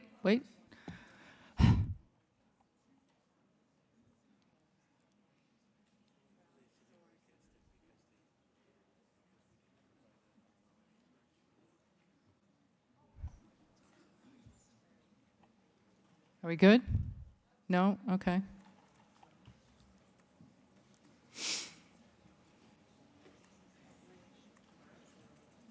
Okay, now we can close voting.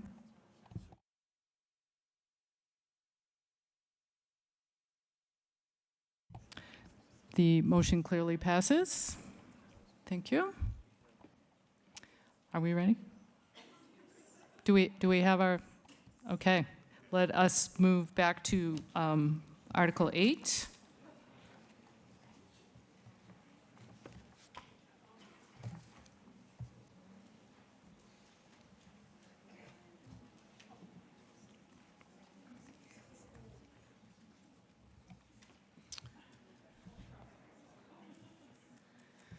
We've had the motion and the second. Ms. Wilson. Thank you. Once again, good evening. I'm Rebecca Wilson, Vice Chairperson for Acton of the Acton-Boxborough Regional School Committee. I'm honored to present to the School District Report and FY26 budget this evening. So we're good. Still not working. Thank you. I don't know where we're at. Okay. Sorry about that. We begin by expressing our deep gratitude. Thank you to the dedicated members of the school committee for their tireless work on behalf of our students and schools. And a special thank you to Ginny Kremer as she completes her service on the school committee. Her years of support and engagement are what make this work possible. We are concluding our 5-year strategic plan. This plan has centered on engaged learning, equitable opportunities and outcomes, social-emotional learning, and inclusive practices. Our ultimate goal has been to foster belonging, strong relationships, and a positive district culture.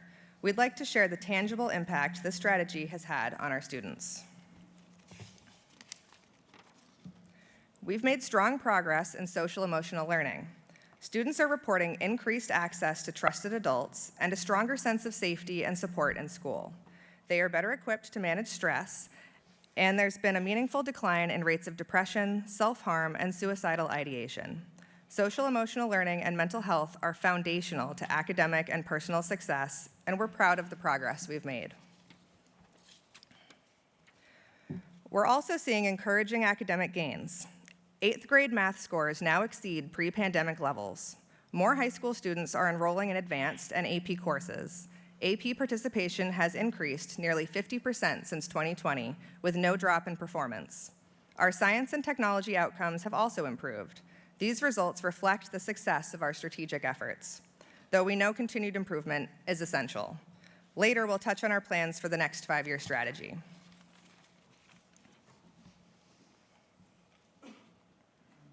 Did I go on?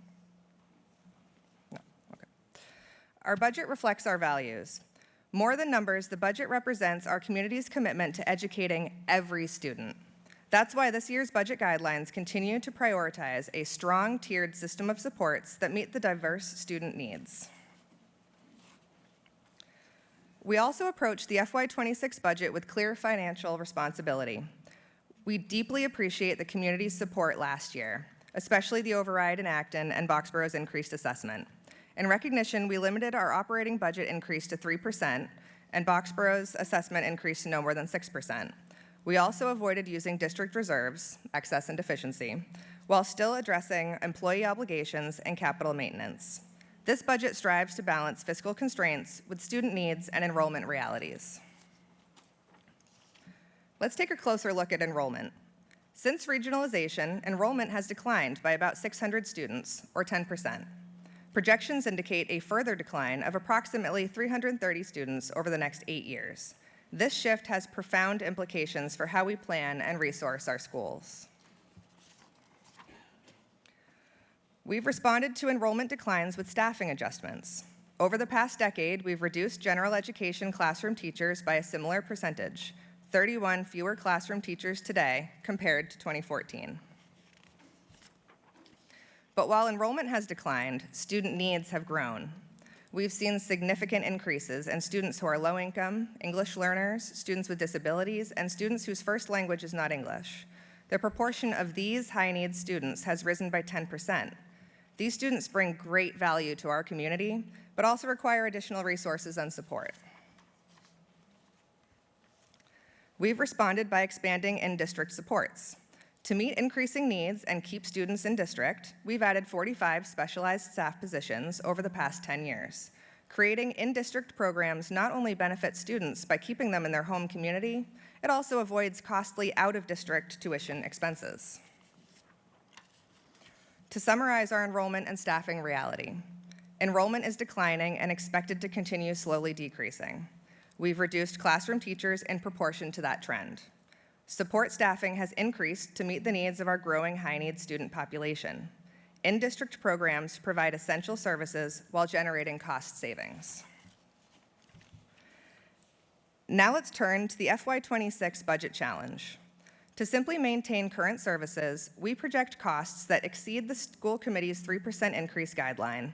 That left a $1.3 million gap, which required difficult cuts to staffing and therefore services. This is the 4th consecutive year we have had to make such cuts. There is little left to reduce without impacting core student services. We must fully commit to fully funding our schools moving forward. These cuts are deeply felt. Next year's budget reduces staffing by approximately 20 full-time equivalents. Over 4 years, we have lost about 80 full-time equivalents, nearly 10% of our total staff. We cannot continue along this path. We've also taken proactive steps to improve budget sustainability. Last year, we changed health insurance providers, offered insurance opt-outs for employees, and began rebuilding our reserves. This year, we eliminated the use of our reserves entirely, and following the recommendations of our elementary budget task force, implemented a 25% reduction in general education assistance. Looking ahead, we face ongoing uncertainty. Enrollment is falling, student needs are rising, and operating costs are increasing. Maintaining current service levels will require annual operating increases of 5 to 5.5%. We're grateful to our legislators and community advocates for securing additional funding for FY25 and FY26, but state support still lags behind what's needed for long-term sustainability. We cannot continue cutting school services while the rest of town services remain stable. Our students deserve better, and we need a new plan. And that plan starts now, with a district-wide strategic planning and reorganization effort. Everything is on the table. The reality is, the way we've structured and funded education over the past 50 years is no longer enough to meet the fast-changing needs of today. We are partnering with District Management Group because we believe in our students and our community. Our goal is to build something sustainable that will endure for decades, not just patchwork solutions for another budget cycle. Our ever-changing world demands more from both our educators and our graduates. We are committed to ensuring every student has the opportunity to reach their full potential, and that our educators have the resources they need to support that goal. At the same time, we also recognize that our community must be able to afford our schools. This isn't just about saving money, it's about being smart with the resources we have. Acton Boxborough has evolved, and our students need new skills that our current system isn't equipped to provide.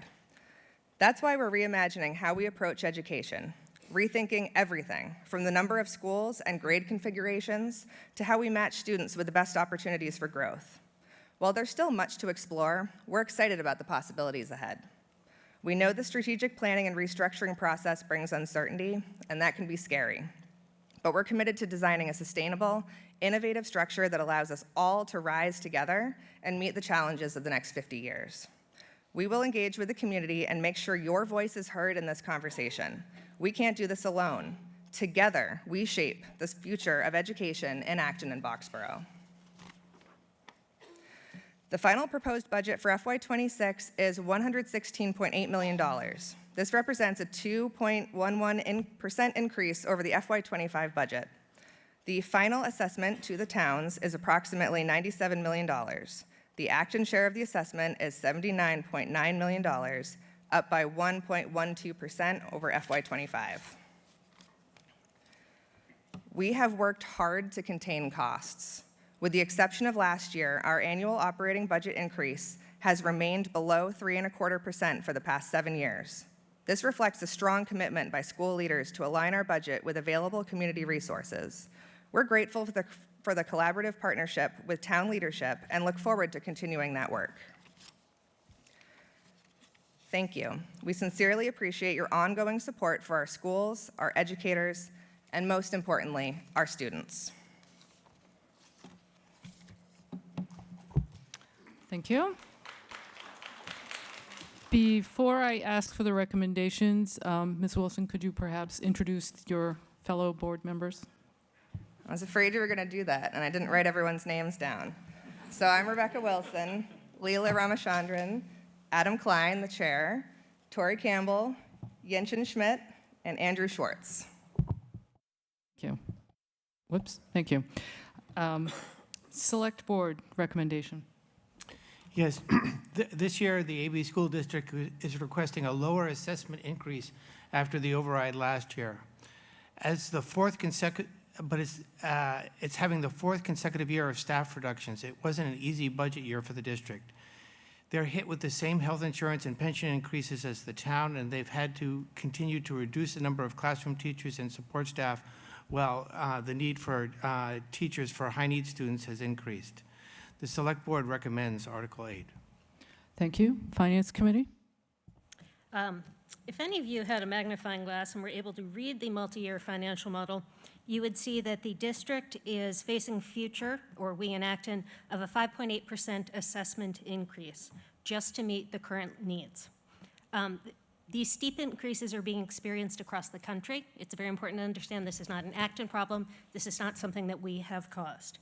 I would like to laud the school committee, because recognizing that this is not sustainable for the taxpayers in the current setup that we have, the school district is working on restructuring. However, restructuring of this significant scale needs to be done thoughtfully.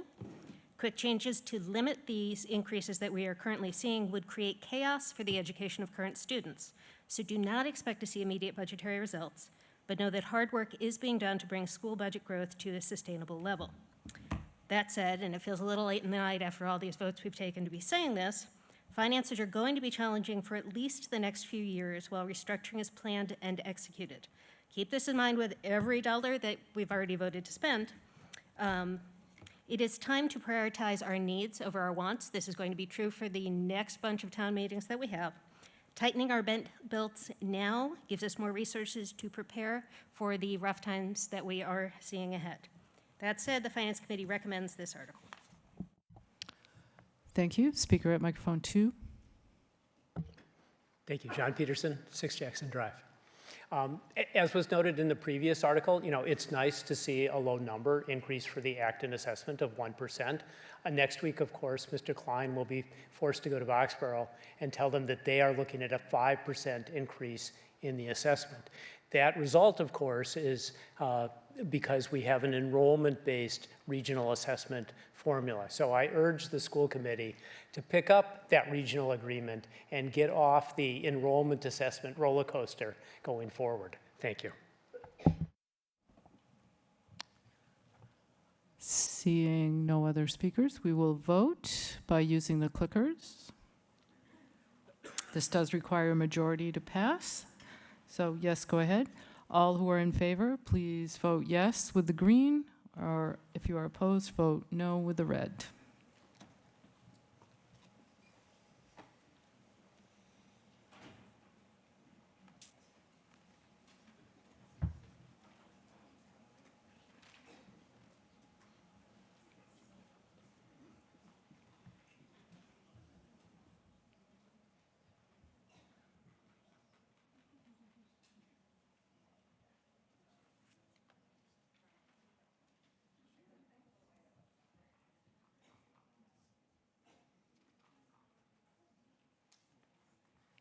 Has everyone voted? Okay, we have one that's not working.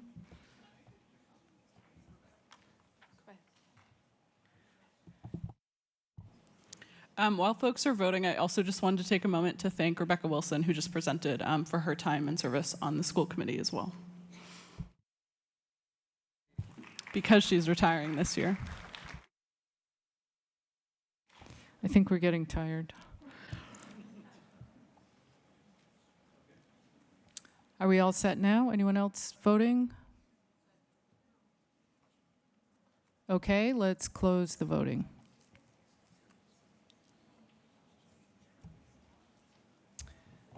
The assessment clearly passes. Thank you. All right, we have one more article, CPA funding, and then we'll break.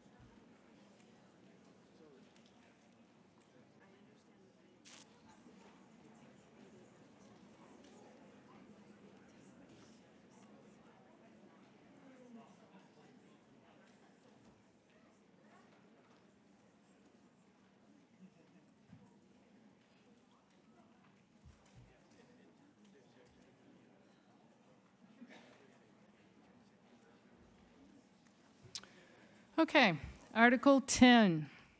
We will hear from, I lost your name, Mr. Coleman, once we have the motion, and then we'll go down through the items, and if anyone would like to hold out any of the items, we'll do that, same as with the consent agenda. Article 10, appropriate community preservation funds, requires a majority. Mr. Charter moves the article as printed in the warrant. Is there a second? It's been moved and seconded. Mr. Coleman.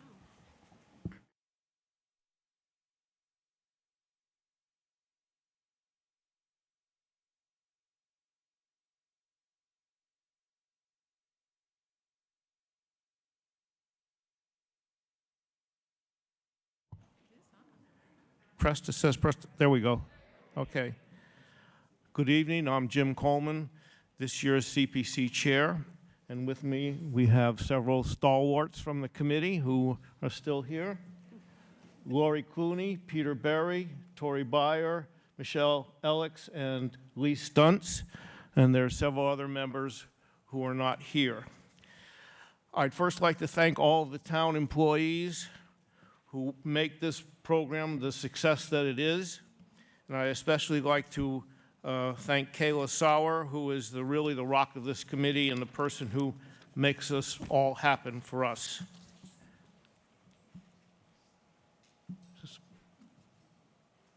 Do I push the green button? The big green triangle in the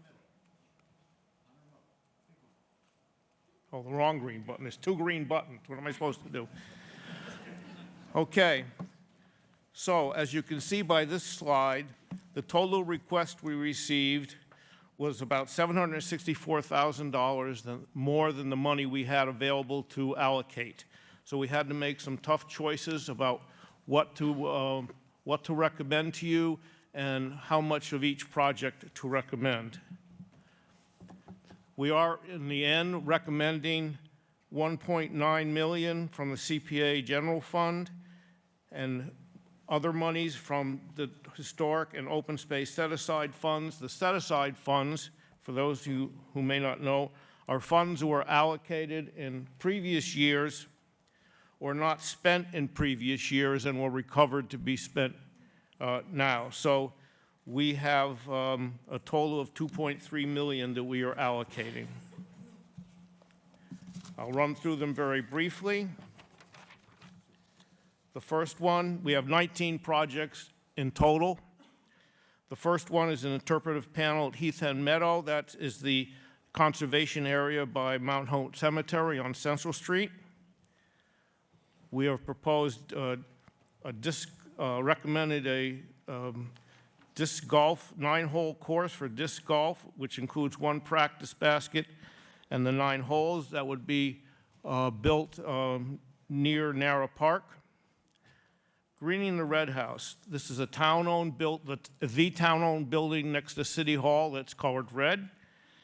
It would be a demonstration of community and climate resilience using biodiversity, sustainable local native habitats so that members of the community can use it to enjoy the space and also to learn about what they might want to do on their own property to be more climate and resilient. The Friends of the Acton Arboretum, the people who bring us that wonderful space, which many of us enjoy, would like the $7,000 to complete their strategic plan. The Satcham Way Playground and Garden, that's a property owned by the Acton Housing Authority. The Housing Authority has applied for a grant from a private foundation to provide the equipment for the playground. This money would set through the site preparation for that playground and a better gardening area for the residents there who were kind of isolated from other areas. 53 River Street, which you've heard about for a long time. This would pay for the final grading and construction. The next item would pay for historic signage at that site. The fire apparatus, Acton owns 2 1936 fire engines, which are quite unique in that they were built. They were built at the same place, and they have consecutive serial numbers, so they're kind of very special. This money would go toward restoring them. Those fire engines are used for parades, weddings, funerals, and general education, and they're open to the public at the firehouses when the firehouses are open. Theater 3 stabilization, this is phase 2 of their project to, as they are the preservers of that building on Central Street. This would address areas of rot and disrepair. RH Adhesives, this is a privately owned historical building on High Street. Industry has been on that site since about 1835, and this would provide the existing ongoing industrial facility there to improve their safety and help preserve that historic building, which does have a cultural significance.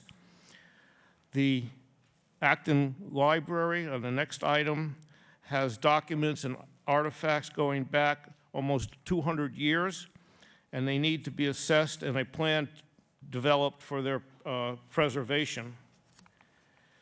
The Acton Historical Society at Hosmer House would like to preserve this building by repairing it and doing some interior painting, which has not been done for a long time. 17 Woodbury Lane, it's self-explanatory. As that building gets rehabbed in an historic building, it would provide appropriate shutters and hardscape for the area around it. McCarthy Village is a 23-unit affordable housing development on Satcham Way, where I just talked about the playground and garden. The windows are 40 years old and need to be replaced. They're not working well, and they're not in fact, they're not any energy efficient at all. Regional Housing Services. This is an organization composed of a consortium of 10 communities, of which obviously we're part, that work together to support local affordable housing in a variety of ways, and we use them a lot in our affordable housing program here. The Acton Community Housing Corporation, which is actually responsible for providing affordable housing. This is a contribution for them to develop and plan affordable housing. Open space. This would be allocated this year. It may or may not be spent this coming year. It depends upon whether or not a piece of property comes up that the town, through the select board and town meeting, would want to purchase. If it doesn't get spent this coming year, it stays in the set-aside fund for if and when that a property becomes available. And finally, and most importantly, perhaps, is the administrative costs that go with this program. This is for all the town employees that I mentioned do such a great job making all of this possible. We have, over the last several years, purchased 3 properties, and this pays for the, with CPA funds, and this is the debt service on those properties. This summarizes the spent expenditures by category to show that the state has certain minimum percentage requirements for each category, and we meet them just by note that under administration, the state allows 5% to go for administration. We are substantially below that. If these recommendations are approved by you, this is what will remain in the funds. The CPA general fund will have about $21,000 in it, and the open space set aside will have a little over $600,000, and that assumes that the money for the $1.3 million for the Weatherby parcel, which was just recently approved for purchase, is actually expended this year, which we expect it will be. I understand that that has closed, and they're working on the final expenses. And that's it. Thank you. Select board recommendation?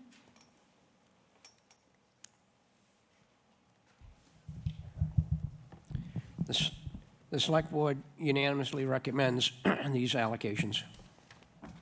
Thank you. Finance Committee recommendation? Thank you, Madam Moderator. Every year, the CPC goes through an extensive process of reviewing all the requests that they get, and then they whittle it down from there. The Finance Committee approves the article with the exception of M, 17 Woodbury Lane. In the past, they've come to us twice for funding for Woodbury Lane, and twice in the past, the Finance Committee has said, no way. And we feel this is another one that if that project was done correctly, they wouldn't be coming for $106,000 to finish the project. So we feel that is not a good use of money and should not be spent on that part of the project. So I'd like to have that one held when we vote, and then come back and anybody wants to have further debate on that and to vote on that part of the article separately. Thank you. Before we move on, I understand there is a small amendment to item B to be considered because of basically a typo. Whoops, turn your... Sorry. Is it working? Yes. I'd like to make a motion on item B that it should read, let me find it here, excuse me.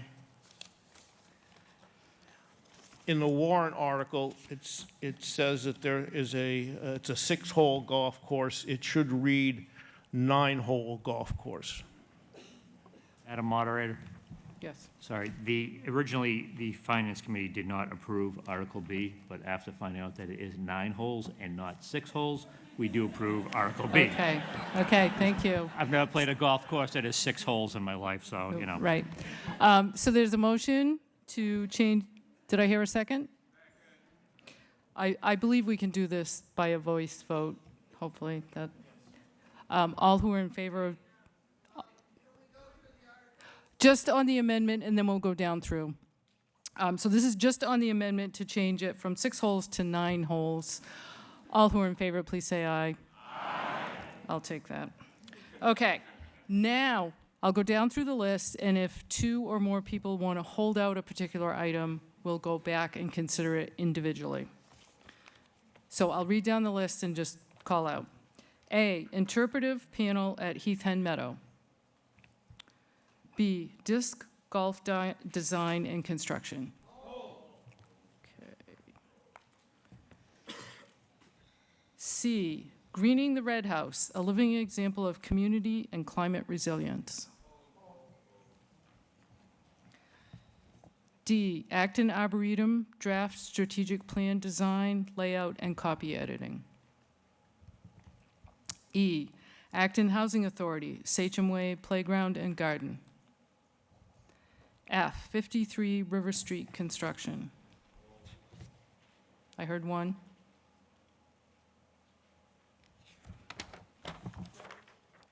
Did I hear another? No? I only heard 1. On, okay, all right, on F, okay. G, 53 River Street historic signage. I heard 1. Okay, I heard another. H, antique fire apparatus restoration. I, Theater 3 stabilization and historic preservation of building exterior. J, RH adhesives fire suppression upgrades.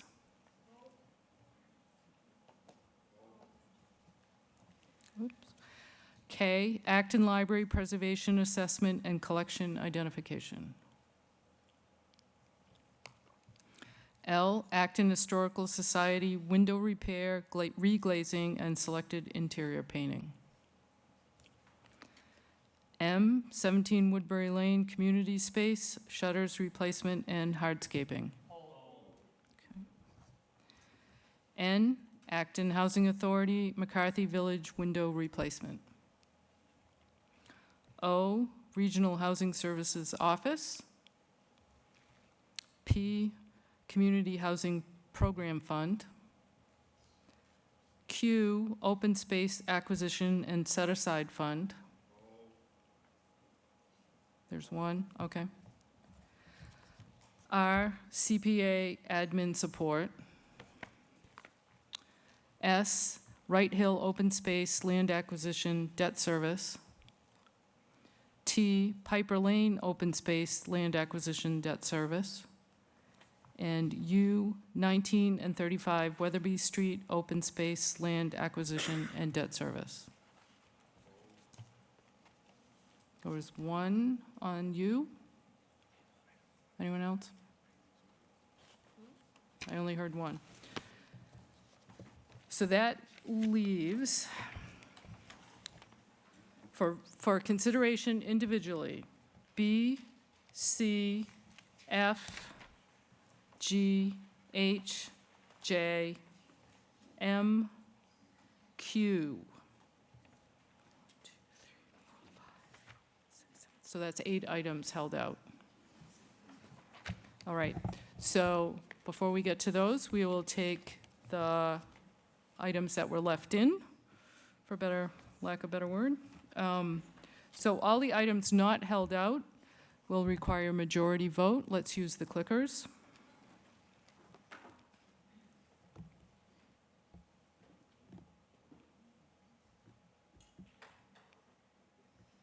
Okay.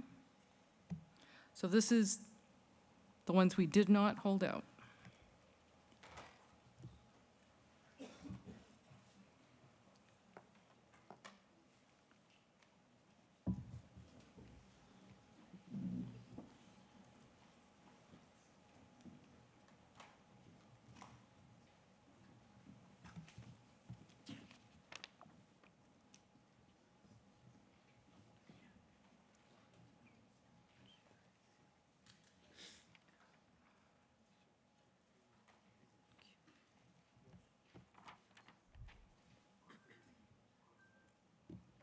Is anyone still voting? Okay, we'll close the vote.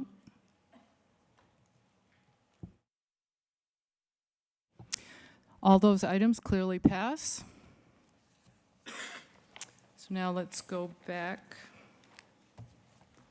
to item B, disc golf design and construction. Questions or comments?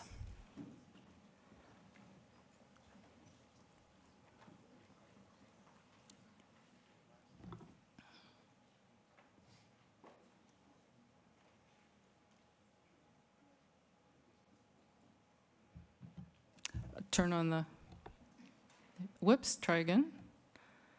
Press that button. Thank you. Go ahead. Catherine Black, Central Street. Disc golf, really?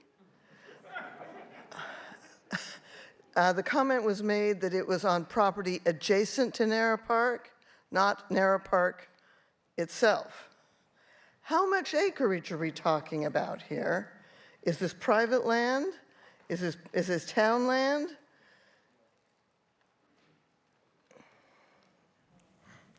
Mr. Coleman. Good question. It's on, it would be on town-owned land that abuts Narrow Park. There's a town forest up there, and there's some other town-owned land that may be used. The exact location has not been determined yet. Disc golf, I mean, there are a lot of people who love to play disc golf. They take the discs and they like to have trees around and try and curve around the trees. I mean, I'm not a disc golf player, but our recreation department says there's an increasing request for this, and they're trying to meet that demand so that the town of Acton can provide a broad array of recreational activities for our citizens. And how much is the annual budget going to be for maintaining this? I don't have a direct answer on that, but it should not be much. They have to, I don't know if they, as I understand it, they have poles on the ground and they have baskets which they try and get the discs into. They may have to be taken down during the winter, and maybe there has to be mowed in amongst the trees to keep the brush down, but I think it's pretty minor.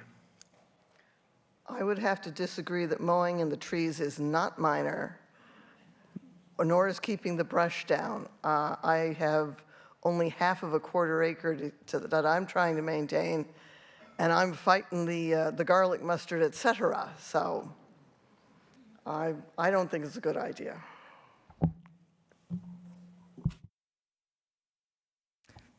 Microphone 3. Thank you. Deborah Symes, Concord Road. Couple questions. One is, do we have a map of where this is proposed to be roughly? And number two, is it going to involve tree taking at all? I do not have a map which shows exactly where it's going to be because it has not been determined. They have to get permits to do this, depending upon where it's going to be built. Some trees maybe have to be taken down, but trees are actually an integral part of the course. So hopefully they would not take down large trees. They may take down some smaller trees, the smaller caliper trees, in order to accommodate the lanes where they throw the discs. Okay, thank you. Microphone 1. You knew I was coming, so. All right, I have a friend who actually builds disc golf courses. And when this originally was proposed, I objected because it was 6 holes. But my concern with it, when I was communicating with my friend on the cost, the boxes cost $400. So they stand in a box and they're pretty sturdy. The whole point of disc golf is to kind of work with the environment you have. So the $40,000 cost confused me and my friend that actually builds courses himself. So I'm assuming that there is multiple trees coming down because he can't get the $40,000 without that. So hopefully that answers people's questions on that.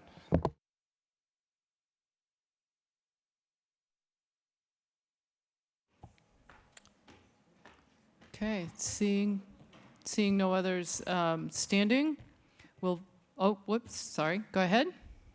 Alex Reclean, Wayside Lane. Yeah, just how are we getting to $40,000? We just talked about the stands themselves. 9 of them gets you to, what did we say, about $4,000 or $5,000 less. So just how are we getting to the $40,000 total? Where's that coming from? I feel like I don't have the information to make a decision on this at all. I can read to you the budget that was put in the application, and I would say this has not been put out for bid, which it would have to be, so these are best estimates by the Recreation Department. The design is $7,200. Construction is $22,000. Design and construction contingency of about $3,000. Permitting and delineation costs $7,000, and signage and directions $1,000. And I would also point out that contrary to some other states that do public buildings, we are subject to the in Massachusetts we have to pay what's it, the fair prevailing wage. What? Fair wage. We have to pay. Is it fair wage? Prevailing wage. We have to pay prevailing wage, which does increase the cost compared to other states which people may be comparing this to. Okay, now seeing no others standing, we'll use the clickers. Whoops, oh, I'm sorry, you're blending right in there. Madam Moderator, I personally have a feeling that we don't have all the information that we need for a concrete proposal here. Oh, I'm sorry. My name is Ron Kohler. I'm 72 Seminole Road. Okay, I don't think we have enough information. I personally would like to see a map. I'd like to know how this affects the overall percentage of conservation land in the town, and would suggest to the town meeting that we defeat this motion and hopefully have it brought back to us at a later time with more information. Thank you. Go ahead at microphone 3. Hi, Judy Katanchik, Windsor Ave. Has the town, or is the town able to consider a private public type of relationship or business deal where perhaps you can lease the land and then get income from it. And that would alleviate a lot of the hassles that we have to deal with now. A public-private partnership. This is something outside of the standard issue, but it would take some of the onus and responsibility off of the town paying for it. Thank you. Thank you. Any others? Okay, let us go to the clickers. On item B, disc golf design and construction. Yes. Oh, we have another comment. I'm sorry. Go ahead.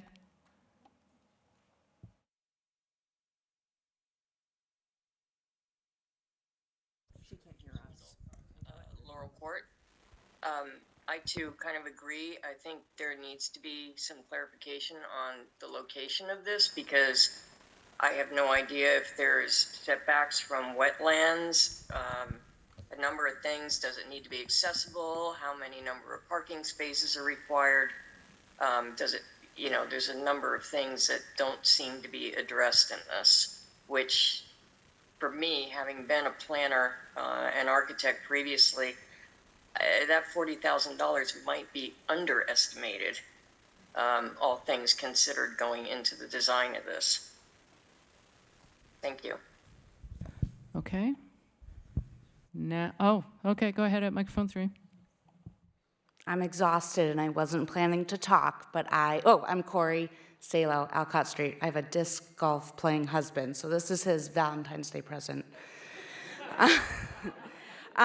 Okay, he says, while this might be expensive, disc golf is a very inexpensive, highly accessible sport. So once it's set up, this really encourages people to get out in nature, walk. The discs themselves cost about $10, so we're not talking about swimming or tennis or all the other expensive sports that I know we pay for our kids to do. So this would be possibly really great for the community, great for health, and a way to enjoy the community. And he's an environmental scientist, so he has some clout there. So I hope this passes. Thank you. Good night.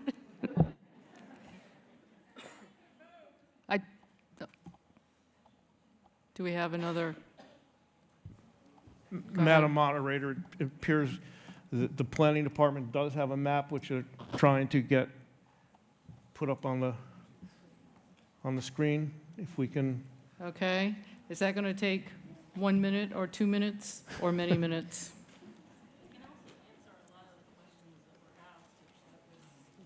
No, I agree. I want to see the map. I'm just wondering how long it's going to take. Lady is saying she could answer questions. If we should. She's here, Melissa. Hey, Franny. I'll take up some of the time just by saying we spend a lot of money on lots of different sports. And Franny Osmond, 16 Half Moon Hill. We spend a lot of money on a lot of big sports. And this sounds like I've seen them when I've been hiking in the woods. I've seen them in other towns. And, people started to like to play pickleball. And so we sort of helped make places for that. And it seems like a relatively, compared to other sports, small ask. And this is what community preservation funds in the recreation area are for. So I'm in support of this, supporting this. Madam Moderator, we have the head of the Recreation Department here who might want to answer some questions that I couldn't answer, if that's allowed. That would be allowed. It looks like we might be getting the map.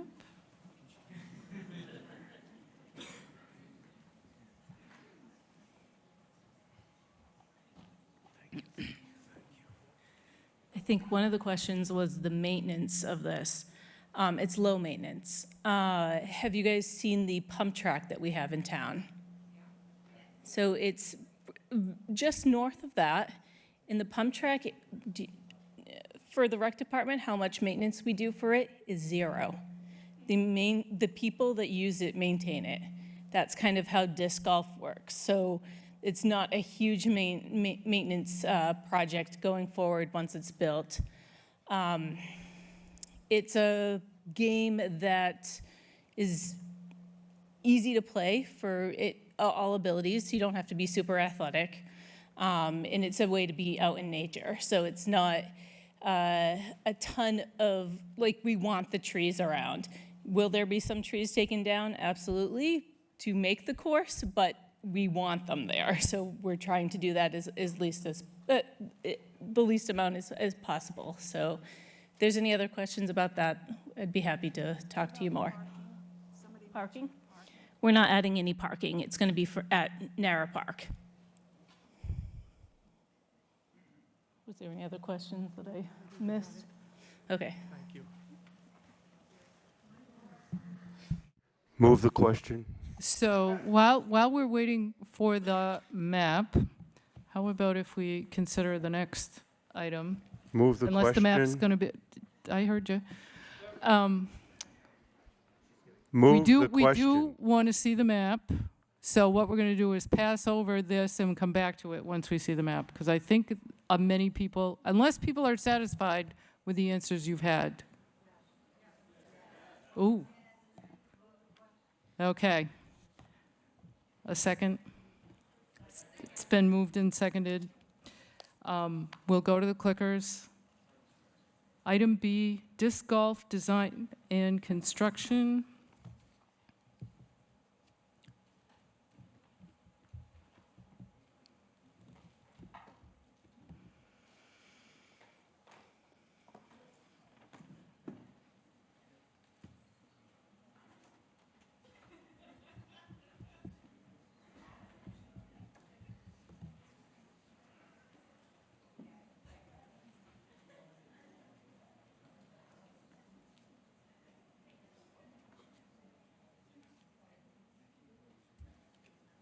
Any remaining votes?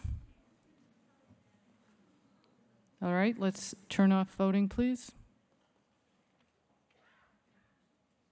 The motion clearly passes. Next, item C, greening the Red House, a living example of community and climate resilience. Questions or comments? I see at microphone 4. Mike Gowing, 93 Harris Street. This is, first of a question. Is this the acre that's out behind the red house? Okay. So it's also a perfect place for additional parking, which seems to be a tremendous shortage around Town Hall and the library. So I would say that this may be a sustainable project. However, I don't know that it's the wisest use of funds. We may need to convert it to parking. Thank you. Thank you. Microphone 2. I'd like Paul Monahan, Piper Road. I'd like to make a motion to end discussion for tonight and reconvene tomorrow if possible to save everyone's energy. We put this item on tonight to save everyone's energy for tomorrow. So if we can limit the comments, if the people who held out the items have a question or a comment, let's do it and try not to carry on for many minutes on $40,000. Microphone 1.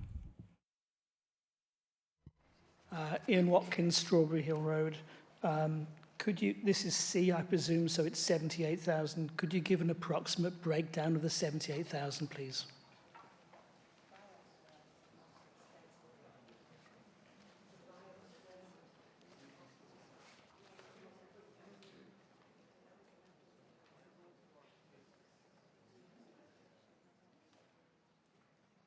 I don't have the exact numbers in front of me, but it involves a bioswale, native plantings, and hardscape to walkways and such, and seating areas Could you explain the bioswale, please? A bioswale is a swale that collects water so runoff, and prevents it from going into streams and such, and lets it percolate down into the soil. Thank you. And with special plants that thrive in that particular environment. Thank you. Microphone 3. Could you turn on the mic, please? There you go. Karen Watkins, Strawberry Hill Road. As a retired educator who's done a lot of environmental education, I just want to mention that part of this project has already started at the Red House.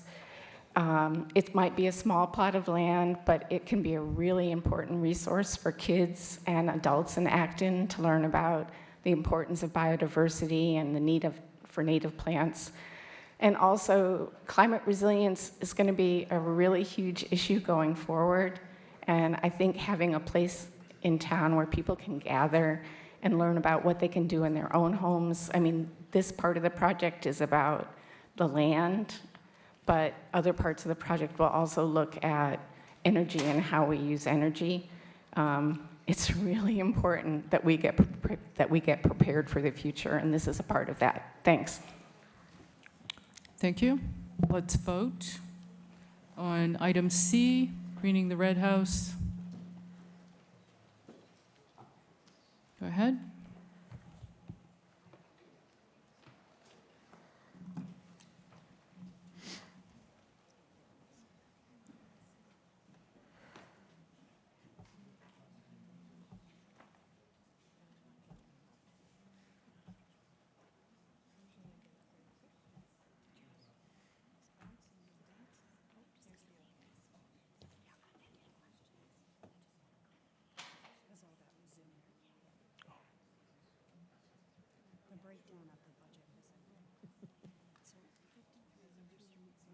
Has everyone voted?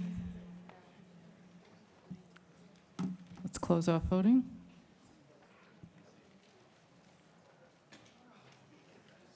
The item clearly passes.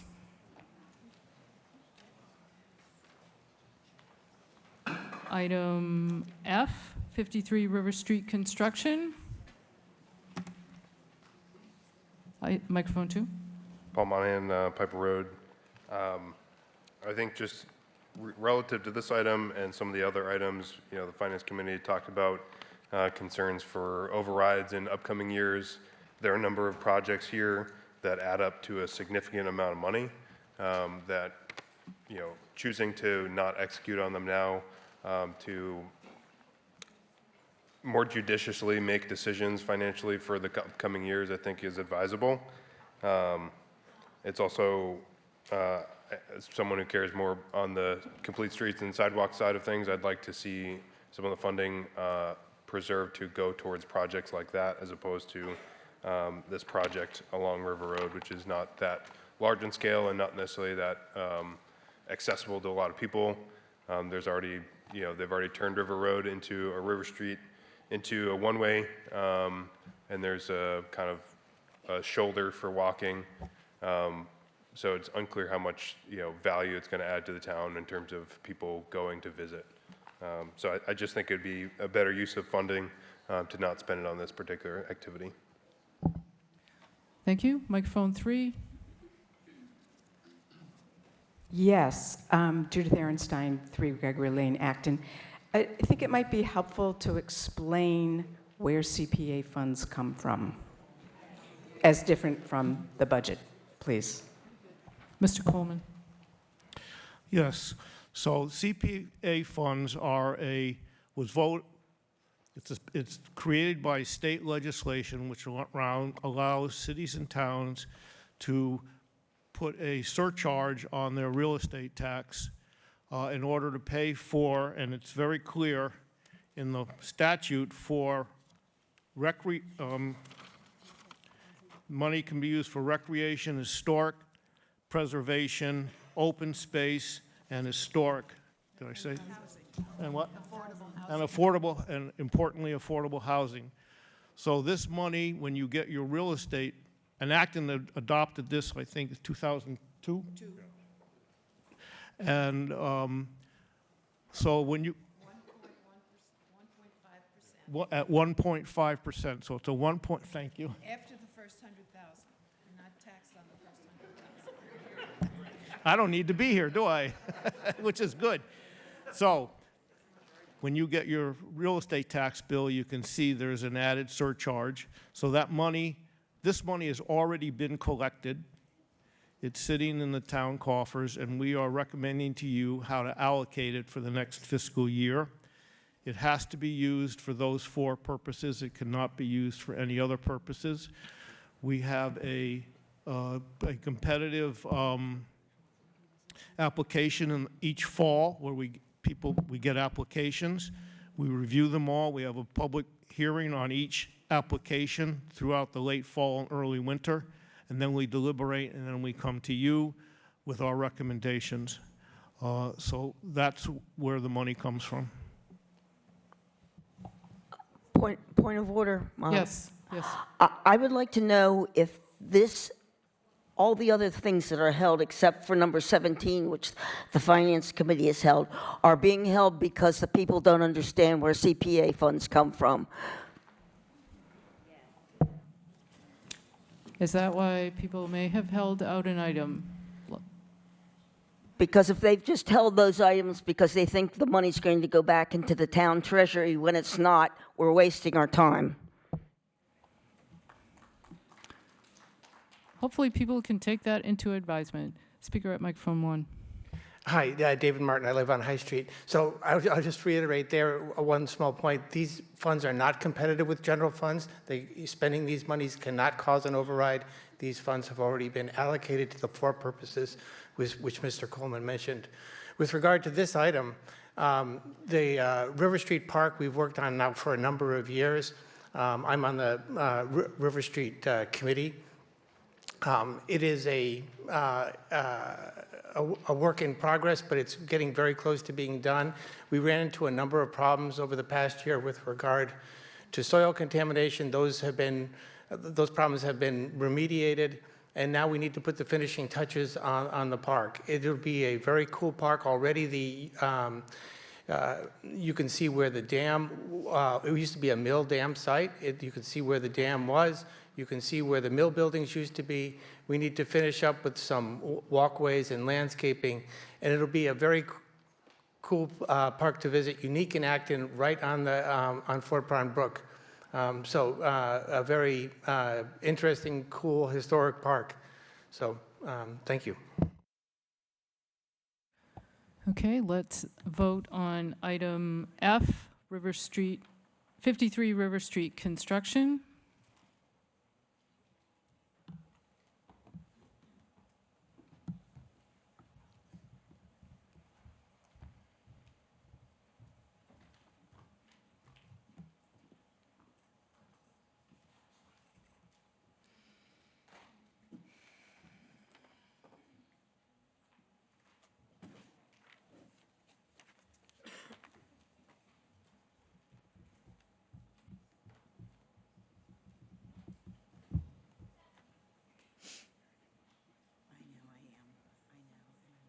Has everyone voted? Let's close voting.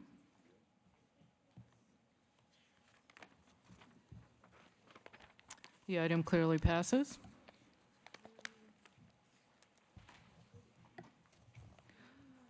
Item G, 53 River Street historic signage.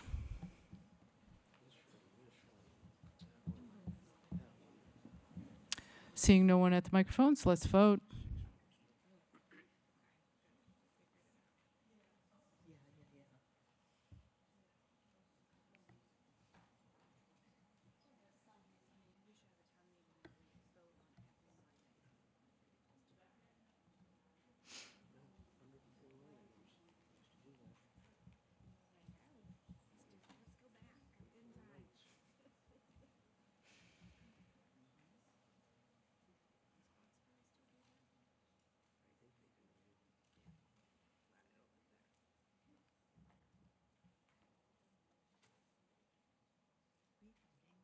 Uh-huh.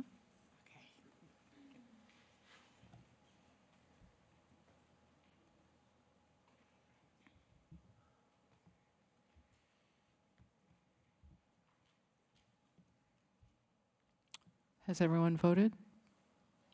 Let's close voting.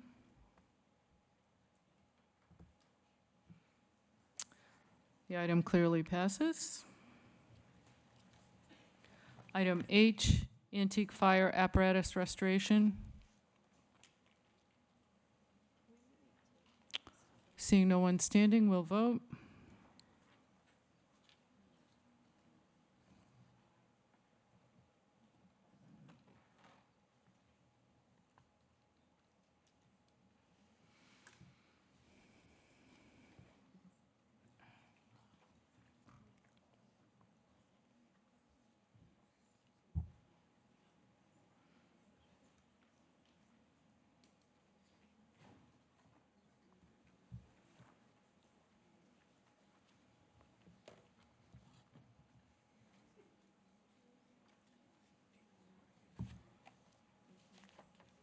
Has everyone voted? We'll close voting. The item clearly passes. Item J, RH adhesives, fire suppression upgrades.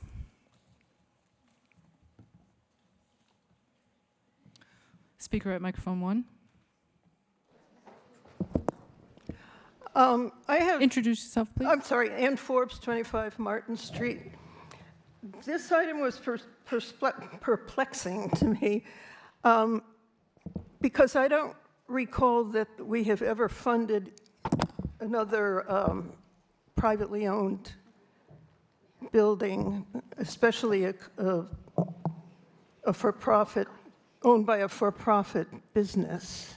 And it's my understanding that most towns with the CPA only will fund nonprofit or publicly owned properties. So can you give me some background on that? Have we done this before?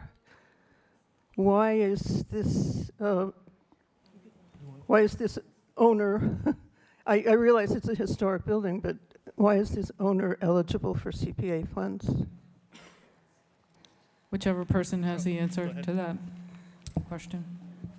We have funded private buildings before. We funded many years ago Palmer Galleries over on 2A. Powers Gallery? I'm sorry? Powers Gallery? You mean? Yeah. We funded the condominiums on the corner of Central Street and Main Street. This is a particularly historic building, one of the few remaining buildings left in the Acton Powder Mill Historic District, which has quite a history, going back to the Revolutionary War and continuing up through the Second World War. The owner of this building is a graduate of Acton-Boxborough Regional High School. He's been a good, well, we want to encourage entrepreneurship in town, and this is helping his business to stay in business, and he has been a good steward of the property, and he's got a good business going there, and this would keep the building safe for his business. And he has already spent over $100,000 of his own. Yeah, he's invested his own private funds in maintaining the building and keeping it up to standards. No, Exchange Hall is another private And business you will require a preservation restriction built on the That's a on the requirement of the Act itself, actually, yes, Okay. yeah. What's the address of the building? It's Old High Street, just down before you get to Down by the river. dam. Yeah, right near the dam, yeah. We're across the street from a town trail, the Blue-Green Trail, I think it's called, whatever, but yeah. Thank you. So Patty Sutherland, Old Beaverbrook in Acton. Just in support of this, much along those same lines, RH Adhesives is one of our oldest manufacturing companies in Acton. They've specialized in cements for bonding and repairing materials. If you Google them, you'll see all their products. I would add that Mike has spent $200,000 to $300,000 already on this project. And I just want to note that fire suppression doesn't make businesses any more money. It is actually the safety of their employees and the neighbors should a fire break out in an adhesive company. Thank you. Seeing no others standing, we will vote on item J, RH adhesives, fire suppression upgrades.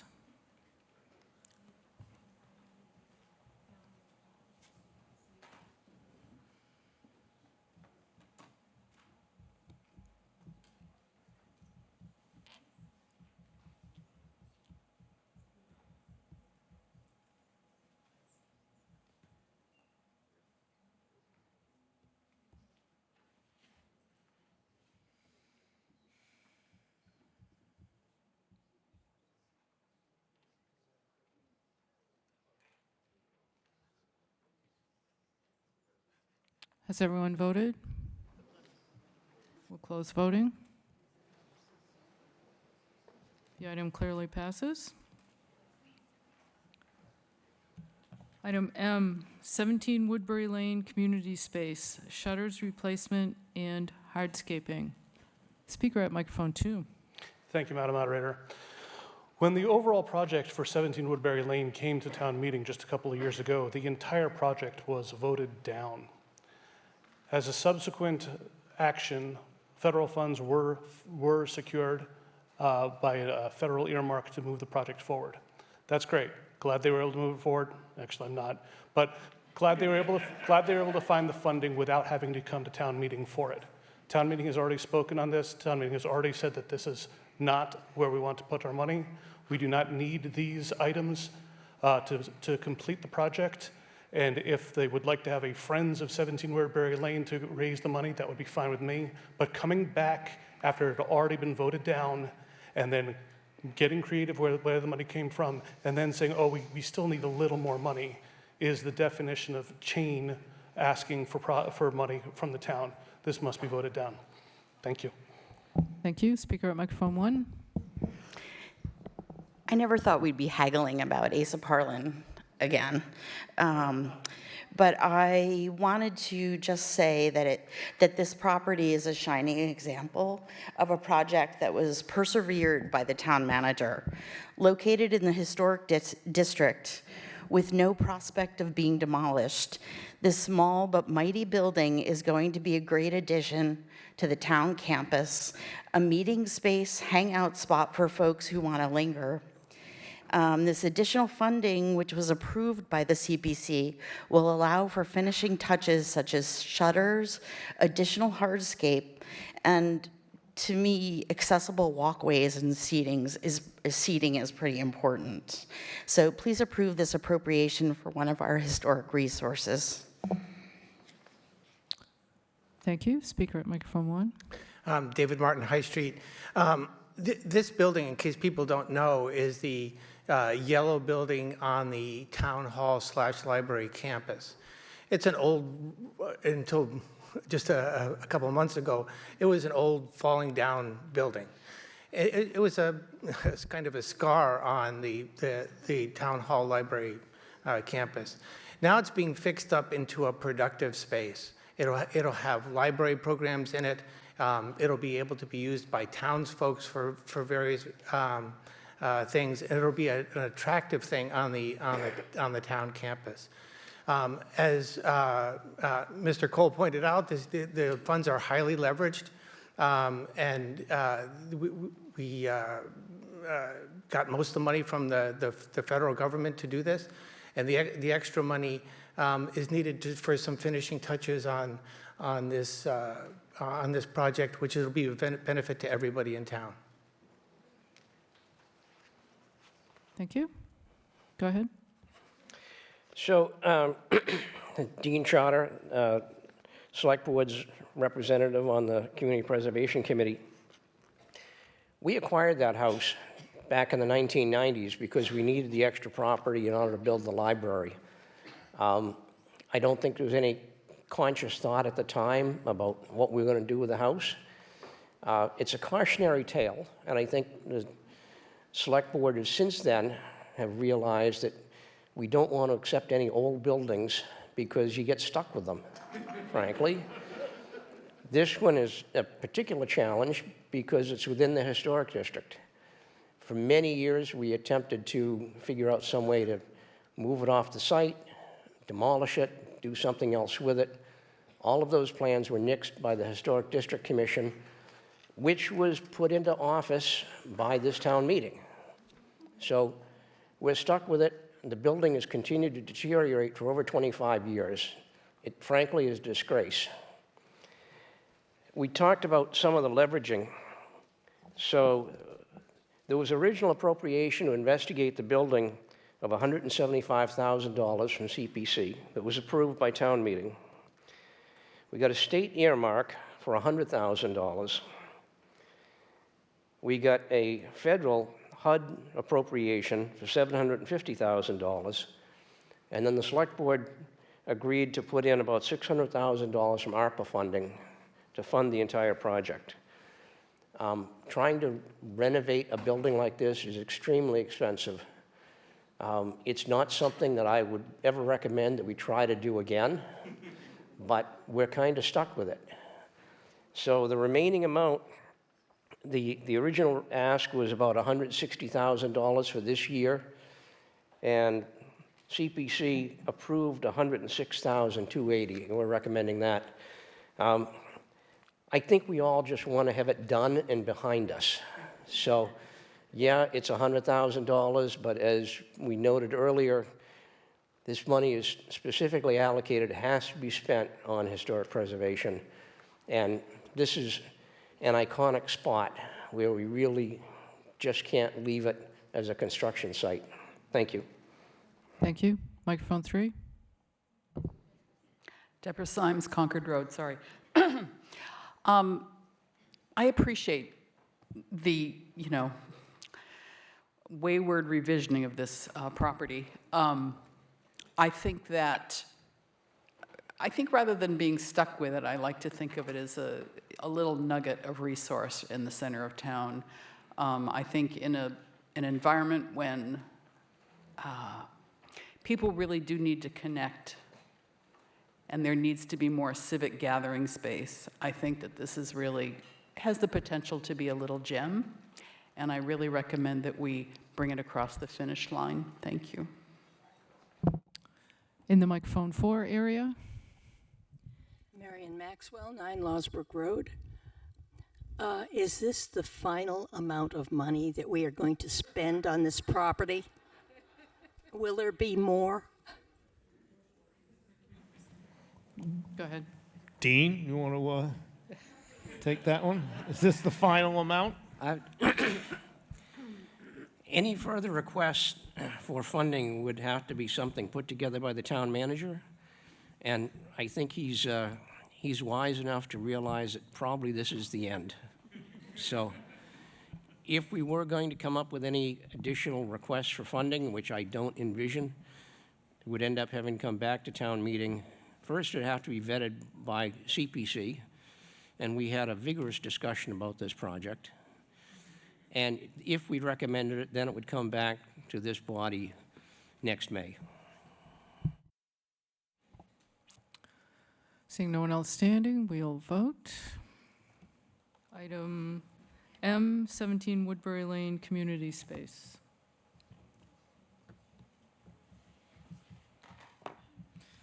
As you're voting, I just want to thank people for sticking around for this. We'll be having night 2. We have one more item to vote on.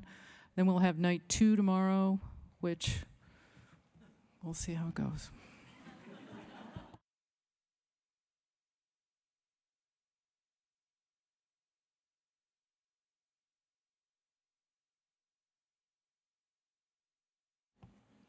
Has everyone voted?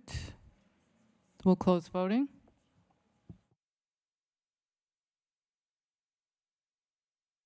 The item clearly passes. Our final item, item Q, Open Space Acquisition and Set Aside Fund. Seeing no one standing, we'll vote.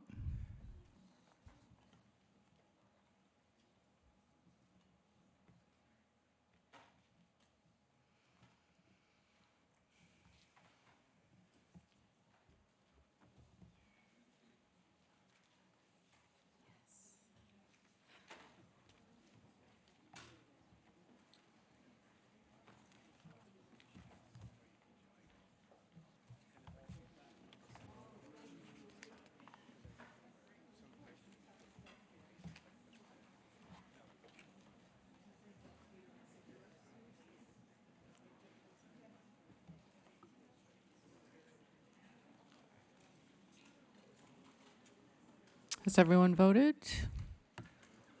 We'll close voting. The item clearly passes. I'll accept a motion. Madam Moderator? Oh, Yes. I move to adjourn this town meeting until 7 o'clock tomorrow in this place. All in favor? Thank you. See you tomorrow.